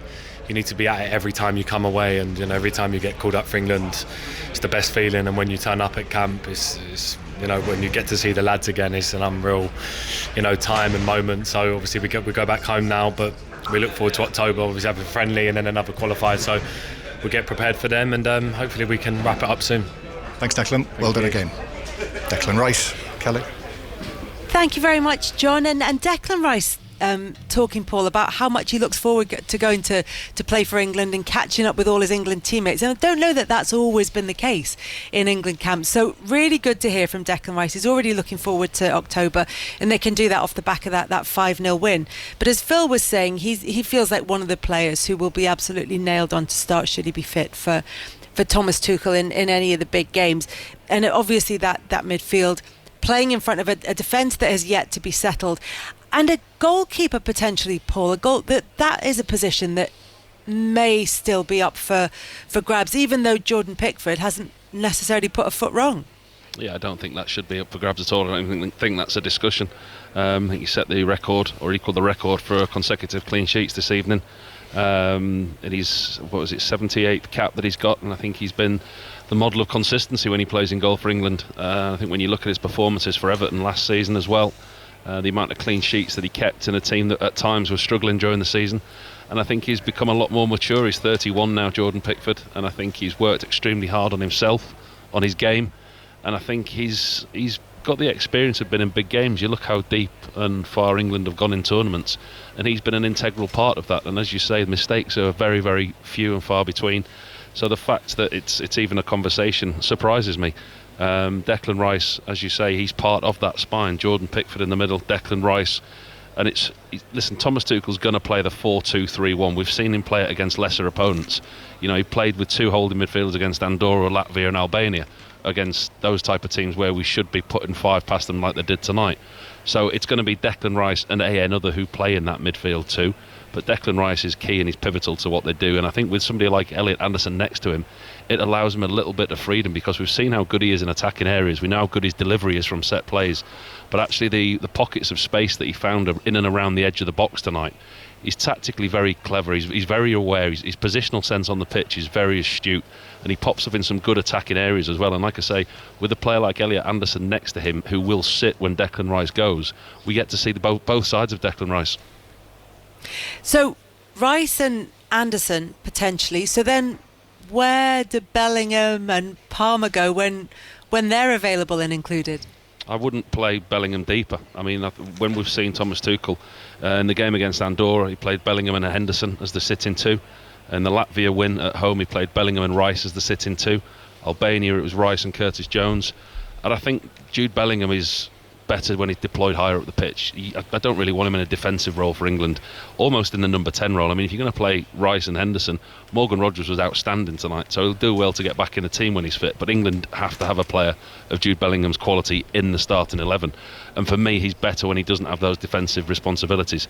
Yes, you can fit him in. He can play in a number of positions in a deeper line midfield role like he's played him. But for me personally, I think he's better deployed higher up the field. I don't know what you think, Phil. Yeah, I just think it's a ridiculously tough conundrum to come up with. Cole Palmer's been absolutely on fire, so you want to try and get him in his natural position where he feels most comfortable. But then again, it's Real Madrid's star player who's playing there, who's English, and he, like you said, he's not going to do as well. He's not suited to that sort of withdrawn midfield role. You want him to do similar things to what Cole can do, even similar things to what Declan Rice is doing. He will probably really frustrated tonight that he's not got a goal. He had some glorious chances, and that's because his timing is so good. So again, we've got so many people that can play in and around, probably as we alluded to before, Harry Kane, the main striker, that it will be tough. It'd be nice to play 5 or 6 number 10s and not as many other players, but well, that's the toughest area to find the right chemistry, but also to have a great option off the bench. That's what will potentially win us a tournament. It's not just the lads that start. We're talking about when things aren't going well, someone who's prepared to come off the bench, take the game by the scruff of the neck, and potentially win us a game that we're not doing very well in. And say we've got so much talent in there, it's just finding who suits what role. So come on then. I mean, you were talking about this before we heard from Declan Rice. What do you want to see? Again, it's so tough when you get to the World Cup. Naturally the teams are a lot stronger, so it would be a little bit gung-ho to try and play Bellingham, Rice and Cole as Cole Palmer as the midfield 3. It'd be fantastic to watch, but obviously things could go wrong. So again, it's just going to have to be some sort of rotation, see who's fit, see who's available, see who's on form, and hope you can get the right chemistry between them. We know we spoke about how well Madueke did. If he keeps continuing to play as well as he is there and continues to play that well for Arsenal, Saka has been an absolute shoo-in for the last two or 3 years. He's going to probably struggle to overhaul him. So again, we've got that much ability and quality. If we're going on form, it's going to be an absolute interesting next 6 months. Nice problems for Thomas Tuchel to have. Phil Jagielka and Paul Robinson bringing us their thoughts on England's 5-0 victory against Serbia. There was an incident involving the Serbia fans in the second half of that game. John Murray joins us live from the tunnel. Couple of incidents, John, but it grew in intensity. There was a lot going on here tonight, Kelly. You know, we knew in advance that part of the stadium was going to be closed this evening. So, as we mentioned on a number of occasions, there were 8,100 empty seats because the capacity had been reduced by 15%, and this was for discrimination and racist abuse. At the last home match for Serbia against Andorra in June, when they were also fined £50,000, and you know, I sensed that the federation were quite edgy about this because there's also a wider feeling of unrest in Serbia and in Belgrade at the moment, so with regard to the political situation here, and there were demonstrations in the city yesterday, and in advance of this match the General Secretary of the Serbian FA, Branko Radujko, had actually released an open letter to the supporters that said that they were desperate really to send out an image to the world that would make us all proud. That was the phrase that they used. And anyway, when the match began to turn against them in the second half, as we described, there were scuffles that broke out. I would say it was be no more than that, but in several parts of the stand, certainly down in front of us and on the far side of the ground as well. And there was suddenly a strong security presence. There were policemen, heavily armed policemen in terms of the armour that they were wearing, helmets. They came into the ground and it all settled down. But you know, at that time there was certainly a feeling of tension in the ground, and at that point, as we described, you know, quite a number of people with families decided at that point just to leave the ground.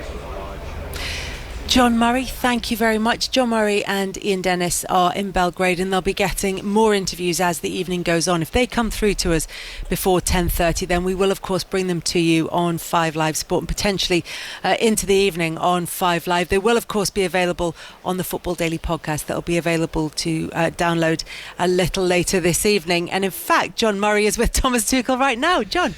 Yes he is. Thomas, the plan comes together. Yeah, told you. You did tell me. Yes, you need to have a bit of trust in what we're doing, and when we tell you that we feel what we feel and we see what we see in camp, and I don't lie to you. If I wouldn't see it, I would say we're not there yet, but I'm just glad that players could show what they showed me during this week. This week was excellent from start to finish. The attitude, the way we played in both matches, and of course today is a statement victory against a difficult opponent in a difficult environment, so I'm very happy for the players. And what did you see specifically that went so right tonight? I think it was the teamwork. It was a team performance. We put a lot of intensity on the opponent. We helped each other out. We did the little things that were necessary, right? Meaning the duels, the one-on-ones, the covering for each other. And there was no negative attitude on the pitch. There was no frustration on the pitch if things go wrong, and for little mistakes everyone helped each other out. So for me it was teamwork in its purest form, and then on a very high level we played football on a high level and got a deserved win. 3 players scored their first goals for England. That's nice. Yeah, it gets nicer and nicer. Yeah, brilliant. We have 5 different goal scorers, and 3 of them first time, so excellent even. And you know now, of course, expectations will go through the roof. Yeah, of course, but I understand that, but it's normal, but it's our job now to keep this going.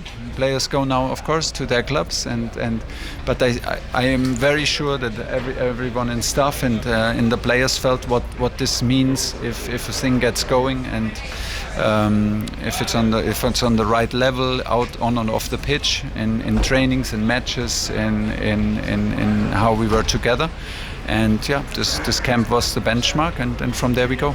Thanks, Thomas. Well done again, Thomas Tuchel. A very happy. And thank you very much to John Murray as well. We are now going to reflect on huge movements at Nottingham Forest over the last 24 hours. 3 games into this brand new season, we have our first sacking. Nuno Espirito Santo has gone from Nottingham Forest. Ange Postecoglou has already been announced as his replacement. So let's start by speaking to someone who knows exactly what it's like to work alongside Ange Postecoglou. Anton McAlone was head of sports science at Celtic while Postecoglou was manager there. Hello, Anton. Hi, Kayla, how are you doing? Good, thank you. And really interested to find out what the first thing that Ange will want to do with these players is when he goes into Forest? I think it will be very clear. He'll obviously want to set up the way that he wants to play at the club straight away. He'll be very clear in how he leads and manages, obviously, the staff and the players, and he'll be very direct at how he wants to go about training and playing the games from the first minute he gets there. I don't think he'll waste any time getting to that point. He has a reputation, well, the phrase Ange Ball has been coined about his style of football, and that is his preferred way of playing. But we saw, particularly in the Europa League final, it's not the only way of playing under Ange Postecoglou. And so it's going to be interesting to see how he sort of alters the style of play that Nuno Espirito Santo wanted Forest to play to bring about the way that he wants them to play. Yeah, I think like that, if you look at the system that Forest used, that 4-2-3-1, he's played similar at Tottenham, Celtic. I think that will be an easy transition. Obviously, the biggest challenge will be the player personnel that he has at the club. I think obviously the defence or the midfield or the attacking line will be the small tactical tweaks that he makes. But again, he has obviously shown that he can make the tweaks, whether it's Australia, Celtic, all these different clubs. So I think it will be something that he will find that he can do quite easily. But again, it'll be a big challenge because like that, he's not had a transfer window to bring in the players that he wants, so he's going to have to adapt more. So it'll be an interesting thing because obviously the Premier League now knows what Ange Ball is all about. So it'll be really interesting to see what sort of version they get at Forest. So it'll be really exciting to actually see if he can continue to play that high press and high energy football with some tweaks, because obviously you're going from one extreme to another, from obviously the Forest team, which is a sort of low block, but they're very fast and direct. So it'll be really interesting to see how it goes from that extreme to as you say, Ange Ball. And does that require a different level or a different type of fitness? Yeah, I think it does. I think obviously the club, Nottingham Forest, they would have done a fantastic pre-season. The players will be Premier League ready, but the demands placed on certain players, maybe the wide players, the number 9, so obviously the striker there, Chris Wood, fantastic player, but it's more of a target man. So again, it'll be really interesting, the demands placed, the running demands. Obviously it's a high intensity game he plays, high pressing, whereas maybe under Nuno they would sit off teams, get their shape, so that will challenge them. I think they've got robust players, they've got a young squad, obviously they're not an aging squad, so I think they'll definitely be successful in it, but again it will just take time to adapt. But I think Ange, at all the clubs that he's been at, is transition periods, so it takes a little bit of time, but people know what to expect now, so I think there will be changes, but I think all for the better. I think the club can go on to another level. What can the players expect from his training sessions? I think what they will find is obviously the Portuguese method. Obviously the training week will change, maybe from training every day. They might get certain days off in the middle of the week. That was something at Tottenham, at Celtic, was very similar. The type of training is very high intensity, working in the counter press, very dominant on ball possession. So again, it might be a little bit different tactically in how they set up from the Portuguese style, but I think it will be very enjoyable for the players. They'll enjoy the freedom in playing that sort of style that Ange believes in, that free-flowing football which is on the front foot. So I think the players will find that it's a change from what they've been doing. Again, it'll be adaptation, but I think they'll enjoy it, as I think most players that have worked under Ange have enjoyed the success that his football brings. There's 3 big relationships for a manager to manage. One is the relationship with the players. The other one is the relationship with the owner, which I will ask you about at some stage, Anton, because I think that's going to be fascinating. But the other one is the relationship with fans. And Nottingham Forest fan Ellie Mollison joins us now. Ellie, first of all, before we move on to Ange Postecoglou, thoughts on the sacking of Nuno? I just think it's ridiculous. He got us into European football, which at the beginning of last season, everyone was anticipating and predicting for us to go down. I mean, it certainly was no easy feat, and he made it look easy. So I just can't believe that we've sacked him so soon into the season, and it's not like the season has started terribly. No, exactly that, and particularly after the achievements, as you say, of last season and reaching European football at the end of it. Having said that, once the decision is made that there has been such a quick appointment, how have you adapted to that? What have you made of the appointment of Postecoglou? if I'm being honest, based off of those that were shortlisted, I mean the likes of Oliver Glasner, Anthony Areola, he was probably closest to the bottom of my list of the ones that I most liked based off of those that were shortlisted. I do feel for Postecoglou because I do feel like that he never should have been sacked from Tottenham. What he did was amazing, and the fact that his reward for winning Tottenham, their first silverware in 17 years and their first European trophy in 41 years, the fact that he was sacked for it is ridiculous. But then on the other hand, for Forest, I'm not necessarily sure he's the right fit. As we've heard numerous times, his style of play is incredibly different to that which we're used to at Forest and that the players have become accustomed to. And with 3 games into the season, he hasn't exactly got time to adapt or adjust how the players play, because we're going straight into playing Arsenal and then is it Swansea, then Burnley, and then we're in Europe. So he's really got to hit the ground running. So I'm not sure on this one, to be honest. First and foremost, Nuno never should have been sacked. Secondly, the fact that Ange Postecoglou was announced as manager, 12 hours after the sacking, it seems that this was a long time coming. I think it's interesting what Anton was saying about the fact that actually the system that the two managers play isn't very different at all. It's just the approach to how the players work within that. But equally, I was going to ask you anyway about whether or not the Forest fans were tiring at all of the style of football, or whether that was going to come under Nuno, tiring of that more sort of pragmatic style of football, whether they would be looking forward to something a bit more expansive.